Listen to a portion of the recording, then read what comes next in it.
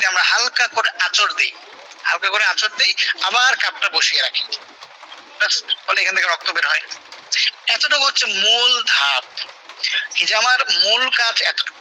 কেউ যদি আপনাকে জিজ্ঞেস করে আসলে হিজামা কিভাবে আপনারা করেন, হ্যাঁ এর আগে পরে আমরা অনেক কিছু করি, স্কিন প্রিপারেশন বা হিজামার পরে স্কিনের মধ্যে কিছু অনেক কিছু আমরা দিই, বাকি হিজামার মূল কাজ এতটুকুই। তারপর অ্যাসেসমেন্ট আছে কোন রোগের জন্য কোথায় করতে হবে, কি করতে হবে, বিস্তারিত অনেক কিছু আলোচনা করা হয়, তবে মূল কাজ এতটুকু, হিজামার প্রধান ধাপ এতটুকু। এখন প্রশ্ন আসতে পারে আসলে হিজামা কাদের জন্য, হিজামা আসলে কাদের জন্য, হিজামা কে করতে পারবে, কারা করতে পারবে? মজার বিষয় হলো হিজামা সুস্থ অসুস্থ সবাই করতে পারবে, সুস্থ ব্যক্তি বা অসুস্থ ব্যক্তি সবাই হিজামা করতে পারবে। ব্যাখ্যা সামনে ব্যাখ্যা আসতেছে, এখন প্রত্যেক কথার তো ব্যাখ্যা আছে, সামনে আমরা এগুলো ব্যাখ্যা দেব ইনশাআল্লাহ, ঠিক আছে? সুস্থ ব্যক্তি বা অসুস্থ ব্যক্তি সবাই হিজামা করতে পারবে, ক্লিয়ার? ওকে। এখন হিজামার সাথে অন্যান্য চিকিৎসা পদ্ধতির অন্যান্য সবচেয়ে গুরুত্বপূর্ণ পার্থক্য হলো যে এটা হাদিস শরীফে এই চিকিৎসার কথা আসছে। রাসূল সাল্লাল্লাহু আলাইহি ওয়াসাল্লাম কি বলছেন, যত উপায়ে তোমরা চিকিৎসা গ্রহণ করো তার মধ্যে হিজামা সর্বোত্তম চিকিৎসা, সর্বোত্তম চিকিৎসা। যত উপায়ে আমরা চিকিৎসা করি তার মধ্যে হিজামত সর্বোত্তম। আবু দাউদ শরীফের হাদিস। মেরাজের রাতের মতো রাতে, মেরাজের রাতে রাসূল সাল্লাল্লাহু আলাইহি ওয়াসাল্লাম যত ফেরেশতাদের সামনে দিয়ে গেছেন প্রত্যেকেই বলছেন যে আপনার উম্মত হিজামা গ্রহণের নির্দেশ দিন, আপনি হিজামা করেন। এখন জাস্ট আমরা এখানে অনেকে, হ্যাঁ অনেকের বিভিন্ন ধর্মের অনেকে থাকতে পারেন, আমরা যারা মুসলমান আছি দেখেন মেরাজের রাতের মতো এত গুরুত্বপূর্ণ এক রাতে, যে রাতে নামাজ ফরজ আসছে বা নামাজের কথা যে রাতে আসছে, এত গুরুত্বপূর্ণ টপিক হিজামা যেটা ওই রাতে বলতে হলো, এটা কারণ কি, এর পেছনে হিকমত কি, তাই না? তো জিবরাইল আলাইহিস সালাম ওনার কথাটা কি যে মানুষ যত উপায়ে চিকিৎসা গ্রহণ করে, চিকিৎসার জন্য যত উপায় অবলম্বন করে তার মধ্যে হিজামা সর্বোত্তম, ঠিক আছে? এই দেখেন এই উম্মে সালামা রাদিয়াল্লাহু আনহা, এটা হচ্ছে উনি হচ্ছেন রাসূলুল্লাহ সাল্লাল্লাহু আলাইহি ওয়াসাল্লামের স্ত্রী। উনি কি বলছেন যে যখন কেউ রাসূল সাল্লাল্লাহু আলাইহি ওয়াসাল্লামের কাছে এসে মাথা ব্যথার কথা বলতো, উনি বলতেন হিজামা করো, হিজামার কথা বলতেন। তার মানে মাথা ব্যথা আসলে নতুন কোনো রোগ না, এটা অনেক আগের রোগ, অনেক আগে থেকে এই রোগ মানে চলে আসতেছে, অনেকের এটা রোগ। তো যত উপায় মানুষ চিকিৎসা গ্রহণ করে মানে সবচেয়ে উত্তম হিজামা। আর আল্লাহ রাসূলের কাছে যদি কেউ এসে মাথা ব্যথার কথা বলতো ওটা হিজামা করে। আমাদের প্র্যাকটিস এখন আমরা যে প্র্যাকটিস করতেছি বা আমাদের সারা দেশে অনেক প্রশিক্ষণার্থী আছে, অনেকে আছে যারা প্র্যাকটিস করতেছে, বড় একটা অংশ হিজামা করে মাথা ব্যথা প্রথম সেশনেই উপকার পায় আল্লাহর মেহেরবানিতে। মানে প্রথমবার হিজামা করার পরে সে একটা ব্যাপক পরিবর্তন লক্ষ্য করে মাথা ব্যথার, বুঝতে পারছেন? এই হাদিসটা খুবই গুরুত্বপূর্ণ একটা হাদিস। হ্যাঁ, তিন জিনিসের মধ্যে শেফা আছে, হাদিস মনে রাখেন, তিন জিনিসের মধ্যে শেফা। মধু পান করার মধ্যে, আগুন দিয়ে কি হিজামা থেরাপিস্টের আচরের মধ্যে, হাজ্জামের আচর, হাজ্জাম মানে হিজামা থেরাপিস্ট, হাজ্জামের আচরের মধ্যে শেফা, আর আগুন দিয়ে দাগ দেওয়ার মধ্যে শেফা। তবে তৃতীয়টা রাসূল সাল্লাল্লাহু আলাইহি ওয়াসাল্লাম নিষেধ করছেন।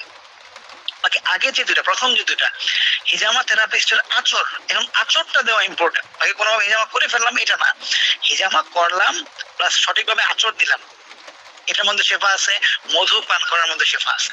এখন দেখেন আমরা এখানে অনেকেই আছি, আজকে ধরেন 500 প্লাস এখানে ক্লাস করতেছি, তো হিজামা তো আমরা খুব আগ্রহের সাথে করি বা করাই বা করার নিয়ত করতেছি, হিজামা শেখার নিয়ত করতেছি।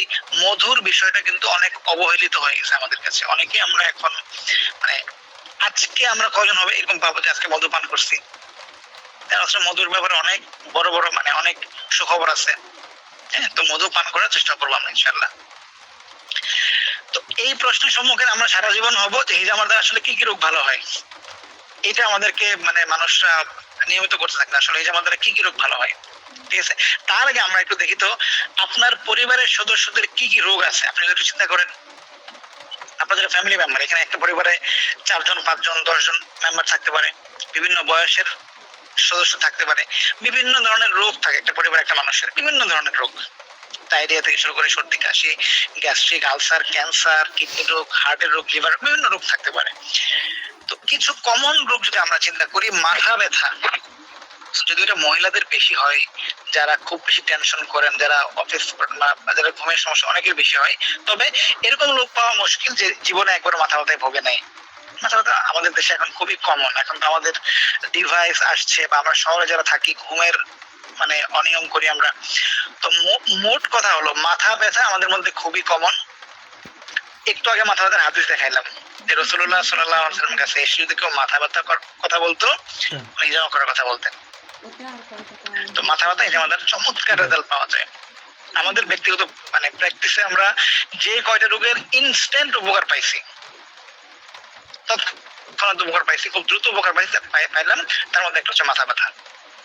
ঠিক আছে, ঘুমের সমস্যা হয় অনেকের, চুল পড়ে যায় অনেকের, হিজামা দ্বারা খুব চমৎকার সমাধান পাওয়া যায়। ঘাড় ব্যথা হয় অনেকের, যদিও মানে প্রত্যেক রোগে, দেখেন আমরা এখানে যেটা আলোচনা করতেছি, প্রত্যেক রোগের ক্ষেত্রে আমাকে খেয়াল রাখতে হবে, ওই রোগের কারণ আমাকে খুঁজে বের করতে হবে। চিকিৎসার অর্ধেকের বেশি অংশ হচ্ছে ডায়াগনোসিস। আসলে আপনার রোগটা কেন হলো, কি হলো, রোগটা কি, কোন রোগ। আপনি ফার্মেসি থেকে যান বা অনলাইনে সার্চ করেন যে ভাই গ্যাস্ট্রিকের জন্য কোন ওষুধ খেতে হয়, জ্বরের জন্য কোন ওষুধ খেতে হয়, এই ব্যথার জন্য কোন ওষুধ খেতে হয়, সে বলে দিবে। কিন্তু আপনার যে জ্বর, এটা কোন জ্বর? এটা কি ভাইরাল ফিভার, এটা কি ডেঙ্গু, নাকি নিউমোনিয়া হয়ে গেছে এখন জ্বর আসছে? তো ওই যে ডায়াগনোসিসটা ইম্পর্টেন্ট। এখন ঘাড় ব্যথা যাদের হয়, মানে এখানে ডায়াগনোসিস করতে হবে যে কেন হলো, মূল কারণ খুঁজে বের করতে হবে, এটা একটা বিষয়। ওর সাথে এই যে আমাদের চমৎকার উপকার পাওয়া যায়। আমাদের এখন বড় একটা অংশের, এই যে এখন হয়তো অনেকে ঝুঁকে ক্লাস করতেছেন বা এই কার্ভটা ঠিক নাই, এটা আমরা একটু যদি ঝুঁকে যাই, আমাদের ব্রেইনের প্রেসার স্পাইনের উপর অনেক বেশি পড়ে যায়, ব্যথা হবে। তো ঘাড় ব্যথার জন্য, পিঠে ব্যথার জন্য, কোমর ব্যথার জন্য প্রচুর রোগী ভালো হয়, যেমন করে চমৎকার রেজাল্ট পাওয়া যায়। এখন ব্যথার দ্বারা এত দ্রুত রোগীরা উপকার পায়, কোমর ব্যথা, হাঁটু ব্যথা, মাথা ব্যথা, বিভিন্ন ব্যথা, এত বেশি রোগীরা উপকার পায়, এইটার নামই হয়ে গেছে মানে বাতের ব্যথার চিকিৎসা। হিজামার নাম মানুষ ভাবে, এখনো অনেক মানুষ ভাবে হিজামা তো আসলে ব্যথার রোগীরা বেশি উপকার পায়, এটা অনেকেই ভাবে যে ব্যথার রোগীরা হিজামার দ্বারা উপকার পায়। ঠিক আছে, এর বাইরে মাইগ্রেন জনিত মাথা ব্যথা, তারপরে সাইনোসাইটিস, চুল পড়া, হরমোন জনিত বিভিন্ন প্রবলেম, এইগুলোর জন্য হিজামার দ্বারা চমৎকার পাওয়া যায়। ঠিক আছে, এই অংশটা আপনারা অনেকে দেখে থাকবেন যে ছোটবেলায় আমরা আগে দেখতাম যে মানুষের চাবায় কামড়ায়, চাবায় কামড়ায়, তো এটা খুব ভালো উপকার পায় যেমন করে। এই প্রশ্নের উত্তর অনেকেই জানেন কিনা আপনারা? কোন রোগের ওষুধ বাংলাদেশে সবচেয়ে বেশি বিক্রি হয়, এটা কে জানেন? কেউ কি বলতে পারেন? অবশ্যই বলার তো চান্স নাই। আচ্ছা, অনেকেই আমাদের কাছে এখন মেসেজ পাঠাচ্ছে যে অনেকে জয়েন করতে পারতেছে না ক্লাস, তাদেরকে কিভাবে জয়েন করানো যায়? এক মিনিট, আমি একটু দেখি ইউটিউবে চলে যাওয়া যায় কিনা।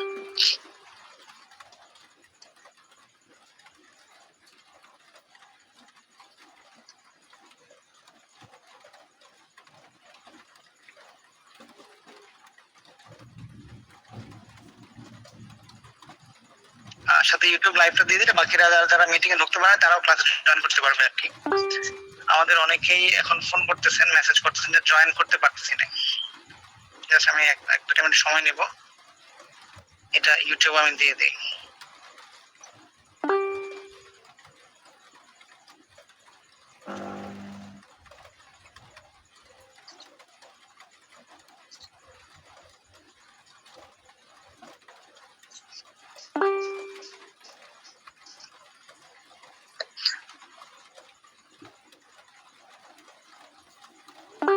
পাবলিক হলো, সমস্যা নেই।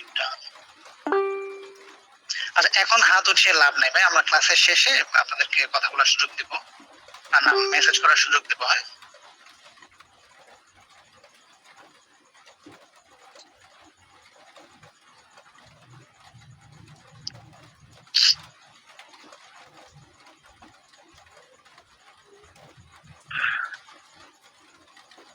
হয়ে গেছে বোধ হয়।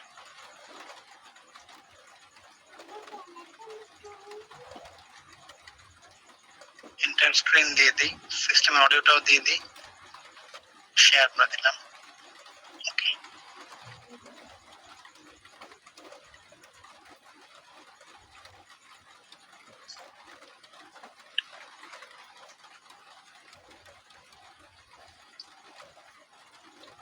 এবার সবাই ক্লিয়ার আশা করি। হ্যাঁ, আচ্ছা, এইটা জানেন কিনা কোন রোগের ওষুধ বাংলাদেশে সবচেয়ে বেশি বিক্রি হয়?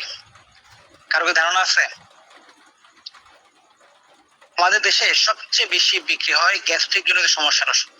আমাদের দেশে খুবই কমন এটা, এবং এটা এত বেশি আফসোস লাগে আসলে, কারণ খুব চমৎকার উপকার পাওয়া যায় হিজামা করে, চমৎকার রেজাল্ট পাওয়া যায়, খুব দ্রুত উপকার পাওয়া যায়। আমরা হিজামা করে দ্রুত যে কটা রোগের উপকার পাইছি, মানে খুব দ্রুত যে কটা রোগীর আমরা হিজামা করে ভালো রেসপন্স পাইছি, তার মধ্যে মাথা ব্যথার কথা বললাম, এই গ্যাস্ট্রিক জনিত সমস্যা, 3 থাকবে চর্মরোগ, মানে এগুলো একটা আরেকটার চেয়ে আগায় আছে, কাকে রেখে কাকে বলবো, ঠিক আছে? তো হিজামার দ্বারা চমৎকার রেজাল্ট পাওয়া যায়। সামনে আমরা আমাদের তো আজকে তো মাত্র আমরা শুরু করলাম, সামনে আমাদের আগামীকালকে ক্লাস হবে, পরশুদিন ক্লাস হবে, আমরা ডিটেইলস এই বিষয়গুলো পড়বো ইনশাআল্লাহ, ঠিক আছে? ওকে। তো গ্যাস্ট্রিক জনিত সমস্যা হিজামার দ্বারা চমৎকার রেজাল্ট পাওয়া যায়। হজম সমস্যা, এটা আমাদের অনেক কমন এখন, হজম সমস্যা, এটার মূল কারণ খুঁজে বের করতে হবে। তো রোগী যখন আসে, প্রথমে আপনারা দেখেন, আজকে না তো কালকে থেকে অনেকে প্রশ্ন করবে যে আসলে এই সমস্যা কোথায় কাপ বসাবো, কোন পয়েন্টে কাপ বসাবো, কত নম্বর পয়েন্টে কাপ বসাবো, এই জাতীয় কিছু কথা প্রশ্ন আসবে আমাদের। আমরা এই ক্লাসটা কালকে করবো, যে কোনো রোগী আসার পরেই প্রথমেই আমরা কোন রোগের জন্য কোন পয়েন্ট, এটা নিয়ে ব্যস্ত হয়ে যাব না। আমরা দেখবো আসলে রোগটা কেন হলো, কারণ খুঁজে বের করতে হবে, ওই অনুযায়ী আমরা তাকে কিছু পরামর্শ দেবো, কিছু জমা করাবো, ঠিক আছে? বিভিন্ন জয়েন্ট পেন হয় আমাদের, হাঁটুতে পেন হয়, কনুইতে ব্যথা হয়, কবজিতে হয়, পায়ের গোড়ালিতে হয়। এই পায়ের গোড়ালি ব্যথাটা খুবই কমন, স্পেশালি যারা ফিমেল পার্সনরা আছে, যারা অনেকক্ষণ দাঁড়ায় থাকে, কাজ টাজ করে, রান্না বান্না করার পরে পায়ের গোড়ালি ব্যথা করে রাত্রিবেলা, খুব ভালো উপকার পাওয়া যায়। এর বাহিরে এই যে একটা দেখেন, আপনার কাছে তাজ্জব মনে হতে পারে, আপনার কাছে অবাক লাগতে পারে, হিজামা করে খুব চমৎকার রেজাল্ট পাওয়া যায় চোখের সমস্যায়, ঠিক আছে? চোখের সমস্যায় খুব চমৎকার রেজাল্ট পাওয়া যায় হিজামা করে, বুঝতে পারছেন? এর বাইরে শ্বাসকষ্ট, এজমা, তারপরে আপনার অ্যালার্জি, হজম সমস্যা, বুক জ্বালা পোড়া করে, গ্যাস্ট্রিক সমস্যা তো বললামই, হিজামার দ্বারা চমৎকার রেজাল্ট পাওয়া যায়। এই জন্য এখন আমরা যদি এই রেজাল্ট পেতে চাই, তাহলে আমাদের আসলে কি করণীয়, কি করা উচিত? অবশ্যই আমাদের ভালো করে হিজামা মানে শেখা উচিত, বা ভালো থেরাপিস্টের কাছ থেকে হিজামা করানো উচিত।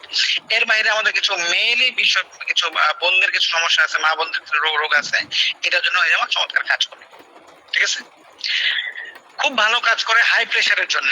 আপনি এখন দেখবেন যে উচ্চ রক্তচাপে অনেক রোগী সমস্যা, উচ্চ রক্তচাপে অনেকেই ভোগেন, এরা খুব ভালো উপকার পায় হিজামার দ্বারা, ঠিক আছে? হিজামার দ্বারা হাই প্রেশারে চমৎকার কাজ করে, ঠিক আছে? ওকে, আচ্ছা, ওকে,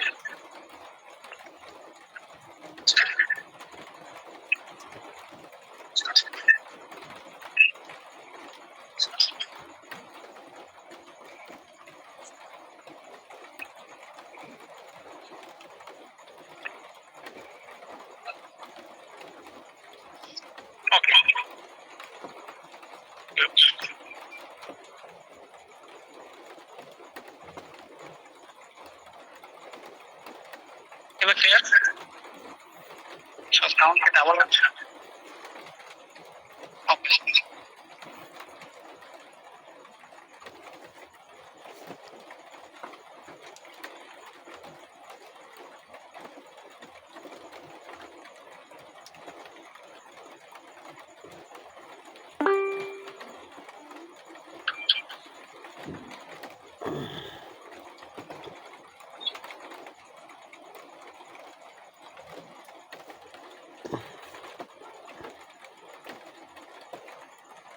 তো আমরা যেখানে ছিলাম, বিভিন্ন অর্গান জনিত সমস্যা নেই, যেমন চমৎকার কাজ করে।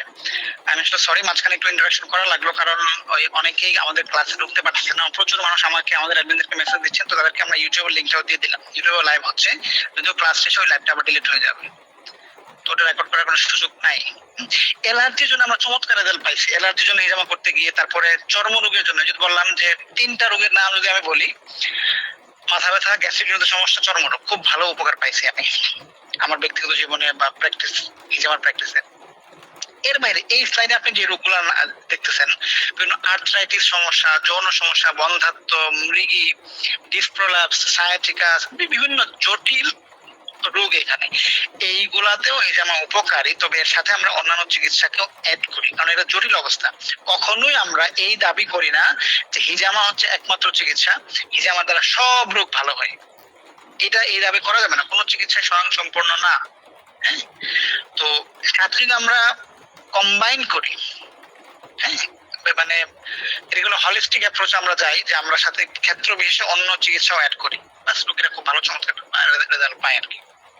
ঠিক আছে, এখন এইটা দেখে আপনার আসলে কি লাভ? আপনি এখন ভাবতে পারেন যে আপনার পরিবারের কোন রোগের চিকিৎসায় সবচেয়ে বেশি টাকা খরচ হচ্ছে, আপনি এটা খেয়াল করেন। এখানে যে আপনি একজন রোগী হিসেবে চিন্তা করতে পারেন, আপনি একজন পরিবারের উপার্জনক্ষম ব্যক্তি হিসেবে চিন্তা করতে পারেন, যার কাঁধে পরিবারের বোঝা, পরিবারের দায়িত্ব। আপনি খেয়াল করেন তো আপনার পরিবারে কোন রোগের চিকিৎসা সবচেয়ে বেশি টাকা খরচ হচ্ছে? হয়তো কারো গ্যাস্ট্রিকের ওষুধ কেনা লাগছে প্রতি মাসে, কারো হয়তো ক্যান্সারের ফ্যামিলিতে আছে, কারো হয়তো কিডনি সমস্যা, কারো হার্টের সমস্যা, কারো ডায়াবেটিস, কারো পেইন, বিভিন্ন সমস্যা। তো এইখানে আমরা যেটা করতে পারি, মানে হিজামা, আমরা তো অবশ্যই ডাক্তারের কাছে যাবো, প্রয়োজনে অবশ্যই ডাক্তার দেখাবো, ওষুধ খাবো, বিকল্প কিছু করণীয় আছে কিনা আমাদের, একটু কি আমি আমার ফ্যামিলি মেম্বারদেরকে হেল্প করতে পারি? ধরুন একটা মানুষের প্রচন্ড মাথা ব্যথা, হ্যাঁ, আমাদের এখানে পরিচিত অনেকেই আছেন শুধুমাত্র মাথা ব্যথার চিকিৎসা করে উপকার পাওয়ার পরে নিজেই শিখে ফেলছেন হিজামা, না হিসেবে শিখি একটা রোগের জন্য পারলে তো অনেক ভালো। ওষুধের মানে আমরা ওষুধ যে মানে ওষুধ যে নিবো না তা না, ওষুধ নেবো, ডাক্তারের কাছেও যাবো, আমি সাথে আরেকটু তাকে উপকার করতে পারি কিনা হিজামা করে, এইটা আমরা চিন্তা করি। ঠিক আছে, তো হিজামা করে আসলে থেকে কি বের করা হয়? খালি চোখে এখানে দেখে রক্ত মনে হচ্ছে, এখানে একদম রক্তই মনে হচ্ছে, আমরা স্ক্র্যাচ করি, আঁচড় দিয়ে রক্তই তো বের করতেছি। এখন হিজামা করে শুরু থেকে রক্তই বের করা হয়, এইটা নিয়ে অনেকের বিভিন্ন ভুল মতবাদ, ভুল কনসেপ্ট আছে। হ্যাঁ, যে আসলে বদ রক্ত বের করা হয়, বাত ব্যথা, বিষ ব্যথা, টক্সিন, এই শব্দগুলো আমরা বলবো না, আলটিমেটলি রক্তই বের করা হয়। আপনি যে শরবত খান, শরবতের মূল উপাদান কি? পানি তো খাই আমরা, সাথে অন্যান্য উপাদান থাকে, কোনটাতে আম থাকে, কোনটাতে লেবু থাকে, চিনি থাকে, বিভিন্ন জিনিস থাকে, ম্যাটেরিয়াল বড় একটা অংশ ও বেশিরভাগ অংশ কিন্তু পানি। তো হিজামা করে আমরা যেটা বের করতেছি, রক্তই বের করি এখান থেকে, এর সাথে কিছু উপাদান মিশ্রিত থাকে। আমাদের আপনারা যারা ব্লাড টেস্ট করতে গেছেন হাসপাতালে, দেখবেন বিভিন্ন টেস্ট দেয় ডাক্তাররা ব্লাডের, কাউকে তো সিবিসি দিলো, কাউকে তো ক্রিয়েটিনিনটা দেখলো, কারো ব্লাড সুগার দেখলো, কারো বিভিন্ন হরমোন দেখলো, কারো ভিটামিন ডি দেখলো, বিভিন্ন জিনিস দেখলো, কারো হচ্ছে হচ্ছে যে অন্যান্য জিনিস দেখানো হয়, মানে ধরেন লিভার ফাংশন টেস্ট, কিছু ব্লাড টেস্ট করে বোঝা যায়, হ্যাঁ, তার এএলটি কত, হ্যাঁ, বিলিরুবিন কত আছে, তারপরে কিছু ধরেন একটা মানুষের আর অন্যান্য রোগ হয়ে গেল, কিডনির বিভিন্ন প্রবলেম হলো, ব্লাড টেস্ট করে বোঝা যায়। মানে রক্তের মধ্যে কিছু উপাদান আমাদের সবারই থাকে। ঠিক আছে, আমরা তো জানি যে রক্তের উপাদান কোলেস্টেরল বেড়ে গেছে, এখন আপনি যদি লিপিড প্রোফাইল করেন দেখবেন যে আপনার টোটাল করে মানে আপনার হচ্ছে এইচডিএল আছে, এলডিএল আছে, ট্রাইগ্লিসারাইড আছে। এখন রক্তের আমরা পরে আসছি কি, আমরা তো বলছি যে রক্তের দুইটা উপাদান, একটা হচ্ছে রক্তরস, একটা হচ্ছে রক্তকণিকা। তো রক্তরস, রক্তকণিকা, শ্বেতকণিকা, অংশক্রিয়া, লোহিতকণিকা। এখন কেউ কথা বলতে পারবে না যে আমি খুব আমি একজন ভালো মানুষ, আমি খুব আমলদার মানুষ, আমার রক্তে আর কিচ্ছু নাই, শুধু রক্তরস আর রক্তকণিকা, এটা বলার সুযোগ নাই। প্রত্যেকের রক্তে বাকি উপাদানগুলো থাকে। এইটা যদি কিছু উপাদান যদি আমাদের বেড়ে যায়, স্বাভাবিক মাত্রার চেয়ে বেড়ে যায় বা কমে যায়, আমরা অসুস্থ হই। যেমন দেখবেন যাদের কিডনি রোগ হয়, কিডনি রোগী যারা আছে, তাদের যদি আপনার একটা টেস্ট করে বিভিন্ন লবণের পরিমাণ দেখা হয়, হ্যাঁ, সোডিয়াম কি পরিমাণ আছে, ক্লোরাইড কেমন আছে, পটাশিয়াম কেমন আছে, এটা কমে গেলে প্রবলেম, বাড়লেও প্রবলেম। আবার ধরেন খুবই কমন একটা উপাদান ব্লাড সুগার বেশি পাওয়া গেছে, মানে কি ডায়াবেটিস, ক্রিয়েটিনিন বেশি পাওয়া গেছে, কেন বুঝলাম? কিডনি অসুস্থ, ক্রিয়েটিনিন বেড়ে গেছে আপনার, বুঝতে পারছেন? এই জন্য যেটা মানে আমাদের রক্তের মধ্যে প্রত্যেকেরই রক্তের মধ্যে অনেকগুলো উপাদান থাকে, কোন উপাদান যদি অতিরিক্ত বেড়ে যায় যেটা আমাদের রোগের কারণ হয়, ওইটাকে আমাদের বের করা হয়। সিম্পল, আমরা অন্য কোনো কিছু রক্ত থেকে বের করি না, স্বাভাবিক রক্ত, স্বাভাবিক জিনিসটাই আমরা বের করি। সামনে আরো ক্লিয়ার করবো আমরা, আরো আরো ক্লিয়ার সামনে হবে ইনশাল্লাহ। মানে রোগ তৈরি করে এমন সব উপাদান এবং রোগের কারণে তৈরি হওয়া উপাদান গুলা বের করা হয়। এইটা আমার আপনার সবারই থাকে। ব্লাড সুগার নাই এরকম মানুষ না, ব্লাড সুগার কমলে তো মারা যাবে, ইনস্ট্যান্ট কমায় চলে যাবে। ক্রিয়েটিন সবাই, আমরা সবাই প্রোটিন খাই, সব খাবার খাই, আমাদের সবাই এটা ভেঙে ক্রিয়েটিন তৈরি হচ্ছে, শরীর থেকে বের হয়ে যাচ্ছে, সবারই কোলেস্টেরল তৈরি হচ্ছে, বের হয়ে যাচ্ছে, মানে এটা হচ্ছে কাজে লেগে যাচ্ছে।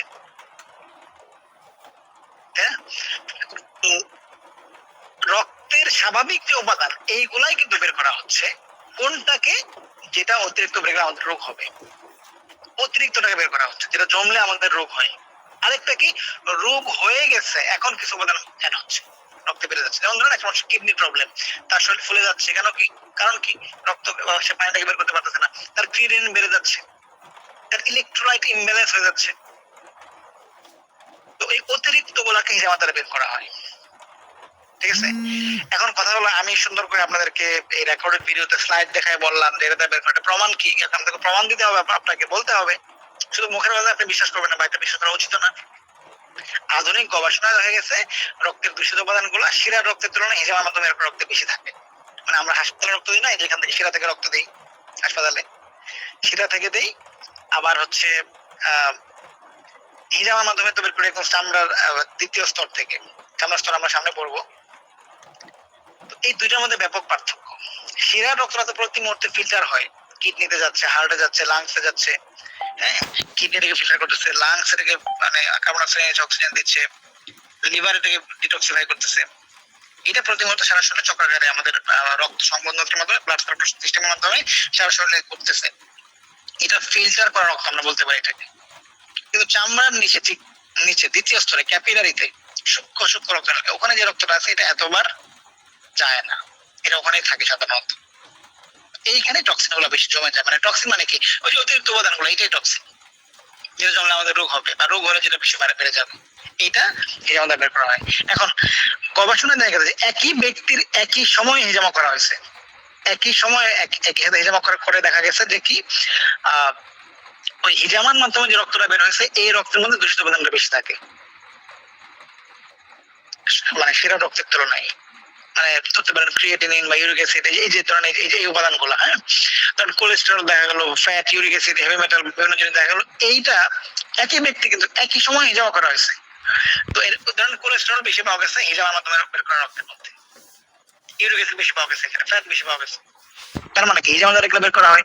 এখন আমি একটা মানুষকে যখন আমি বোঝায়া বলতে যাবো, তখন এটা আমার বাচন ভঙ্গি বা বলার প্রকাশ ভঙ্গি সুন্দর হইতে হবে, সে এসে ওড়ায় না দেয়। ঠিক আছে, তো এই জন্য হিজামার দ্বারা আমরা আসলে করি কি, আমরা একদম বদ রক্ত বের করি, দূষিত রক্ত বের করি, বিষ ব্যথা বের করি, এই শব্দগুলা ভুল শব্দ, এই শব্দগুলো আমরা বলবো না। আমরা কি, আমরা সাইন্টিফিক ভাবে বলবো, মানুষকে ভালো শব্দে ভালো ভালো মানে বুঝতে পারে এভাবে বলবো যে রক্তের উপাদানটাই বের করি আমরা। হ্যাঁ, এখন বলতে পারেন যে আপনার বন্ধু তো মাসে 3 মাস পর রক্ত দেয়, সন্ধানী বা বিভিন্ন ইতে আছে না, রক্ত দেয়, সে বলতে পারে আমার তো আমার হিজামা করার কি দরকার, আমি তো রক্ত দিচ্ছি। যেহেতু আপনি বলছেন যে হিজামা করলে রক্ত মানে রক্তই বের করা হয়, আমি তো প্রতি 3 মাস পর 4 মাস পর রক্ত দিই, আমি এবার 18 বার রক্ত দিচ্ছি, তাহলে আমার হিজামা করার কি প্রয়োজন? এইটা আমরা সামনে পড়বো, একটু পরে আমরা এই বিষয়গুলো পড়বো আর কি, যে রক্তদান এক জিনিস, হিজামা করা আরেক জিনিস। রক্তদানের রক্তটা আমরা একদম ফ্রেশ রক্ত দিচ্ছি শিরা থেকে, আর হিজামার রক্তটা আমরা আনতেছি চামড়ার ঠিক নিচ থেকে, দ্বিতীয় স্তর। এই রক্তের মধ্যে ক্ষতিকর উপাদান বা দূষিত উপাদান বেশি থাকে। ঠিক আছে, তো যাই হোক, আমরা বেশ কিছু থিওরিটিক্যাল আলোচনা করলাম, এখন আমরা সামনে একটু হিজামার প্র্যাকটিক্যাল বিষয়গুলো পড়ি। আমার অলরেডি আমি প্রায় 250 স্লাইড নিয়ে আসছি আজকে, হ্যাঁ, আমি জানি না কতটুকু কভার করতে পারবো 250 স্লাইডের মধ্যে। এখানে 53 পর্যন্ত আমরা, আচ্ছা দেখেন তো, চিকিৎসা কাদের কাজ? চিকিৎসা কিন্তু ডাক্তারের কাজ, এটা আমরা জানি সবাই। চিকিৎসা চিকিৎসকদের কাজ। আপনি কে? আপনি কি ডাক্তার, নাকি আপনি চাকরিজীবী, নাকি ইমাম, নাকি গৃহিণী, না ছাত্র, শিক্ষক? তো চিকিৎসক কারা, এটা একটা বড় আমাদের জানা উচিত। সবাই কিন্তু চিকিৎসক না, যারা সরকার অনুমোদিত বা সরকার অ্যাপ্রুভড যে প্রতিষ্ঠান আছে ওখানে পড়াশোনা করে পাস করে সার্টিফিকেট পাবে তারা শিক্ষক, তারা চিকিৎসক। বাংলাদেশের 3টা বোর্ড আছে, অ্যালোপ্যাথির, হোমিওপ্যাথি আর ইউনানি আয়ুর্বেদের একটা। ওখানে এখন ডাক্তার আসলে কি করেন দেখেন তো, ডাক্তার আমরা ডাক্তারকে গিয়ে বিভিন্ন সমস্যার কথা বলি, ডাক্তারকে গিয়ে আমরা এই কথা বলি না যে ডাক্তার সাহেব আমার তো গ্যাস্ট্রিক সমস্যা, একটা ওষুধ লিখে দেন, আমার তো হচ্ছে হাই প্রেশার, আপনি একটা ওষুধ লিখে দেন, এই কথা কিন্তু আমরা ডাক্তারকে বলি না। আমরা এটা বলতো আমরা ফার্মেসি থেকে ওষুধ নিতে পারতাম, বা আমার যদিও ফার্মেসি থেকে নেওয়া উচিত না, ডাক্তার কাছে যাওয়া উচিত, তো আমি গিয়ে আমার সমস্যাগুলোর কথা রাখাতে খুলে বলি, ডাক্তার আমার সমস্যা শুনে সেই অনুযায়ী রোগ নির্ণয় করেন, প্রথম কাজ যেটা। এরপরে ওই অনুযায়ী তিনি ওষুধ দেন। তো চিকিৎসার প্রথম কাজ হলো রোগ নির্ণয়। ওই রোগ নির্ণয় অনেক সময় ডাক্তার সাহেব নিজে রোগ নির্ণয় কনফার্ম হতে পারেন না, এই জন্য উনি রোগ নির্ণয় কেন্দ্রে পাঠান, ডায়াগনস্টিক সেন্টারে পাঠান বিভিন্ন টেস্ট করার জন্য। লক্ষণ একই থাকতে পারে, বললাম যে জ্বর সবারই, কিন্তু তো হিজামার ক্ষেত্রে যেটা করবো আমরা এখন, ওষুধ তো আমরা বডিতে ঢোকাই, হিজামাতে আমরা কি করি আর ডাক্তার কি করে, এটা যদি আমরা একটা পার্থক্য দেখি কেন হিজামা নিরাপদ। দেখেন, ওষুধ আমরা শরীরে ঢোকাই আর হিজামাদার শরীর থেকে বের করা হয়। আপনি যে কোনো ওষুধ থেকেও খেতে পারবে না, ক্ষতি হবে তার। কিন্তু হিজামা সঠিকভাবে করা হলে সঠিক ব্যক্তিদের, আমরা সামনে রোগী নিয়ে পড়বো, কোন রোগের হিজামা করা যাবে যাবে না এগুলো বিস্তারিত আমরা পড়বো। হ্যাঁ, তো এই বিষয়গুলা, ওষুধের অনেকগুলো পার্শ্ব প্রতিক্রিয়া আছে, যেমন তেমন কোনো পার্শ্ব প্রতিক্রিয়া নাই, এটা একটা বিষয়। ওষুধের অনেক সময় কোর্স পূরণ করতে হয়, যেমন কিছু এরকম বাধ্যবাধকতা নাই। সুস্থ ব্যক্তি ওষুধ সেবন করতে পারে না, এটা মানে খাবার খেতে পারবে, মেডিসিন নিতে পারবে না সুস্থ ব্যক্তি, কিন্তু হিজামা সুস্থ ব্যক্তিও করতে পারবে, কারণ হিজামাতে আমরা বডিতে কোনো কিছু ঢোকাচ্ছি না, তো বের করতেছি। ঠিক আছে, একাধিক চিকিৎসা পদ্ধতির ওষুধ আপনি একত্রে সেবন করতে পারবেন না। আপনি এটা পারবেন না যে আমি একসাথে হোমিওপ্যাথি অ্যালোপ্যাথি সব একসাথে খাই। এখন কখন ওষুধ লাগবে, কখন হিজামা লাগবে, একটা রোগ যখন অনেক দীর্ঘমেয়াদী বা অনেক জটিল হয়ে গেছে, অনেক বেড়ে গেছে, তখন আমরা হিজামা করবো না, তাকে ডাক্তারের কাছে পাঠিয়ে দেবো। এখন তীব্রতা কম আছে, আপনি চাইলে এখন হিজামা করতে পারেন, তীব্রতা কম আছে। তো এই এতটুকু আলোচনা করার পরে আমরা একটু এখন যেটা করব, আমরা একটু দেখে নেই যে আসলে হিজামা থেরাপিস্ট হওয়ার জন্য আমাকে কি কি জানতে হবে। হ্যাঁ, হিজামা শেখার জন্য, হিজামা ভালো করে করার জন্য আপনার কোন কোন বিষয় জানা উচিত, এইটা একটু জানলে বা আমরা আমাদের আগামী 3 দিনে আসলে কি কি আলোচনা করব এই বিষয়গুলো একটু আপনাদের দেখাই নেই। আশা করি স্ক্রিন দেখতে পাচ্ছেন। আমরা মূলত হিজামা সম্বন্ধে প্রাথমিক কিছু আলোচনা করলাম। হিজামা থেরাপিস্ট, আপনি যদি ভালো করে হিজামা করতে চান, হিজামা একজন দক্ষ বা ভালো একজন হিজামা থেরাপিস্ট হতে চান, তাহলে কোন বিষয়গুলো আপনার জানা জরুরি এটা আপনি একটু দেখি। হিজামার সঠিক জ্ঞান আমার জানা লাগবে, হিজামা আসলে কি, কিভাবে করা হয়, কিভাবে কাদের করা হয়, কি করা হয়, এই বিষয়গুলো আমাদের জানা থাকা লাগবে। হিজামা সম্বন্ধে সঠিক জ্ঞান, হিজামা থেরাপিস্টের মানে আপনার ব্যক্তিগত সতর্কতা, রোগী সিলেকশন, আপনি কোন রোগী ধরবেন, কোন রোগী ছাড়বেন। তারপরে হচ্ছে নিষিদ্ধ বিষয়, কাদের হিজামা করা যাবে না, হিজামার কাপ বসানোর মূলনীতি, এই বিষয়গুলো আপনার জানা লাগবে। এইবার সংক্রান্ত হাদিস, হিজামা কিভাবে কাজ করে, বৈজ্ঞানিক ব্যাখ্যা। এখন একটা মানুষ আপনার সাথে হিজামা করতে আসলো, আপনি বললেন যে ভাই হিজামা করে গ্যাস্ট্রিক কেমনে ভালো হবে, হিজামা করে ডায়াবেটিস কেমনে ভালো হবে। একটা মানুষ আপনাকে এই প্রশ্ন করতেই পারে, আপনি তাকে বলেন যে আল্লাহর কুদরত, তাকে উত্তর দিয়ে দিলেন। এটা দ্বারা সবাই কিন্তু মেনে নিবে না, সবাই এই কথা মানবে না। অনেকেই আছে আপনার কাছে ব্যাখ্যা চাইবে যে আসলে হিজামা কাজ করে কিভাবে, এটা একটু বলেন, এটা ব্যাখ্যা চাইবে কিনা বলেন। তো আপনাকে সাইন্টিফিক ওয়েতে তাকে এক্সপ্লেন করতে হবে, বোঝাইতে হবে। এবং কখন বোঝাতে পারবেন, যখন আপনি নিজে পারবেন, এবং এই ব্যাখ্যাটা জানলে হবে কি, একটা আলাদা কনফিডেন্স কাজ করবে। চামড়ার গঠন, দেখেন রোগী যত প্রবলেম নিয়ে আসুক, আমাদের চামড়াতে সমস্যা নিয়ে আসুক বা চামড়ার ভিতরে সমস্যা, চামড়াতে কি চর্মরোগ আর ভিতরে কি বিভিন্ন অর্গানের সমস্যা, হার্ট, লাংস, কিডনির বা মাসলের বিভিন্ন প্রবলেম, সব তো ভিতরে। তো প্রবলেম ভিতরে থাকুক বা প্রবলেম বাইরে থাকুক, আমরা কাপ কোথায় বসাই, কাপ কিন্তু চামড়ায় বসাই। এরকম চামড়ার সময় আমাকে পড়তে হবে না, এটা কতটুকু, কয়টা লেয়ার আছে, কি করায়, কোন লেয়ারে কি থাকে, কতটুকু আসতে দেবো, কি করবো, বিস্তারিত পড়তে হবে, জেনে তারপর আগাইতে হবে, জানলে তো হবে না, এটা নিয়ে আমাদের পড়তে হবে। হিজামা আমরা অনেক ধরনের কাটিং করি, হ্যাঁ হিজামাতে। তো এইখানে অনেক ধরনের কিছু মিসকনসেপশন আমাদের দেশে প্রচলিত। তো হিজামার বাইরে অনেক ফায়ার কাপিং আছে, ড্রাই কাপিং, মেসেজ কাপিং, বিভিন্ন ধরনের কাপিং। ক্ষেত্র বিশেষে আপনারা যারা অলরেডি প্র্যাকটিস করেন এগুলা দেখে থাকবেন, এই যে তো কাপগুলা দেখে থাকবেন। ক্ষেত্র বিশেষে আমরা শুধু এগুলা করলেও রোগী ভালো হয়ে যায়, তো আপনাকে ওই কাপিং গুলা সম্বন্ধে স্পষ্ট ধারণা থাকতে হবে। এটা হিজামার অংশ না, কিন্তু হিজামার সাথে জড়িত। এরপরে হিজামার সাথে জড়িত আরো কিছু বিষয়, ডায়েট, লাইফস্টাইল, এটা যেমন জানতে হবে আমাকে। মানে একটা রোগী এসে বললো যে আমার যা খুশি আমি তা খাবো, যখন খুশি ঘুমাবো, যা ইচ্ছা করব, শুধু প্রতি মাসে আপনার কাছে আসবো, হিজামা করাবো, আমি এতে ভালো থাকতে চাই। অনেকে চায়, আমাদের অনেকে এসে বলে ওজন কমানোর কোনো হিজামা আছে কিনা। তো রাসূল সাল্লাল্লাহু আলাইহি ওয়াসাল্লাম পুরা মানে কিয়ামত পর্যন্ত পুরা উম্মতের জন্য আদর্শ। এখন নিশ্চয়ই এই কথা মানে নিশ্চয়ই হিজামা শেফা আছে, আমরা শুনছি। এখন এই রোগী তো বলতে পারে যে আমি তো এই 13 বার হিজামা করার সময় তো ভালো হইলাম না, বা 10 বার হিজামা করছি। তার ডায়েট লাইফস্টাইলে কিছু বিষয় থাকে না, মডিফিকেশন করতে হবে। ঠিক আছে? তো হিজামা করতে কি কি লাগবে, কোন কোন জিনিস লাগে এবং এটার ব্যবহারের নিয়ম, এটা আমাদেরকে পড়তে হবে। হিজামা করতে কোন কোন যন্ত্রপাতি প্রয়োজন এবং সেগুলো কিভাবে ব্যবহার করব, এই যা যা দেখাচ্ছি সব কিন্তু আমাদের কোর্সে আলোচনা হবে। আজকে হবে, আগামীকাল হবে, পরশুদিন হবে। ঠিক আছে? বিভিন্ন রোগের হিজামা করানোর ক্ষেত্রে কাপ নির্ধারণের মূল নীতি, যে আমরা বই ঘাটি যে গ্যাস্ট্রিকের মধ্যে কোথায় কাপ বসাইতে হয়, তারপর হচ্ছে মাথা ব্যথার জন্য কোথায় কাপ বসাতে হয়, এটা ভুল। আপনাকে চিন্তা করতে হবে রোগী যে রোগটা নিয়ে আসলো এই রোগের সাথে কোন অর্গান জড়িত। আমরা আজকে সবাই আজকে ছুটির দিন ছিল, সবাই তো ভালো ভালো মন্দ খাওয়া দাওয়া করছেন, সবাই ভাত খাইছেন একটু দুপুরে। এই এই 500 জনের মধ্যে দেখা যাবে 50 জনের দুপুরে খাওয়ার পর একটু গ্যাস্ট্রিক সমস্যা মনে হচ্ছে, 12 জনের হয়তো ডায়রিয়া হয়েছে, 100 জনের হয়তো কোষ্ঠকাঠিন্য হচ্ছে। এখন খাইলাম সবাই একই খাবার বা বিভিন্ন এক এক রেজাল্ট হচ্ছে, কারণ কি ভিতরের অর্গান গুলো ঠিকঠাক কাজ করতেছে না। এখন কোন অর্গানের প্রবলেমের কারণে কোন রোগ হচ্ছে আমার, এইটা যদি আমি জানি, মানে এই রোগ নিয়ে যদি রোগী আসে এই রোগীর সাথে জড়িত অর্গানে আমি কাপ বসাই দেবো বাস। যেমন ধরেন আপনার কাছে একটা রোগী আসলো, তার শ্বাসকষ্ট, আপনি কি বই খুঁজবেন শ্বাসকষ্ট হিজামা মানে কোথায় করবেন? হ্যাঁ, বই খুঁজতে পারেন, কিন্তু আপনি কনফিডেন্সের সাথে আপনাকে বুঝে জেনে বুঝে আগাইতে হবে। আপনি বুঝেন যে শ্বাস আমাদের স্বাভাবিক থাকার জন্য কোন অর্গান কাজ করে? লাংস। লাংসের সমস্যা মানে আমাদের শ্বাসকষ্ট হয়, তার মানে এখন লাংসে প্রবলেম হচ্ছে, তার লাংসে হিজামা করতে হবে। অ্যাডভান্স চিন্তা করলে লাংসের সাথে আরো কিছু অর্গান কানেক্টেড, ওই অর্গানে আপনি হিজামা করতে পারেন।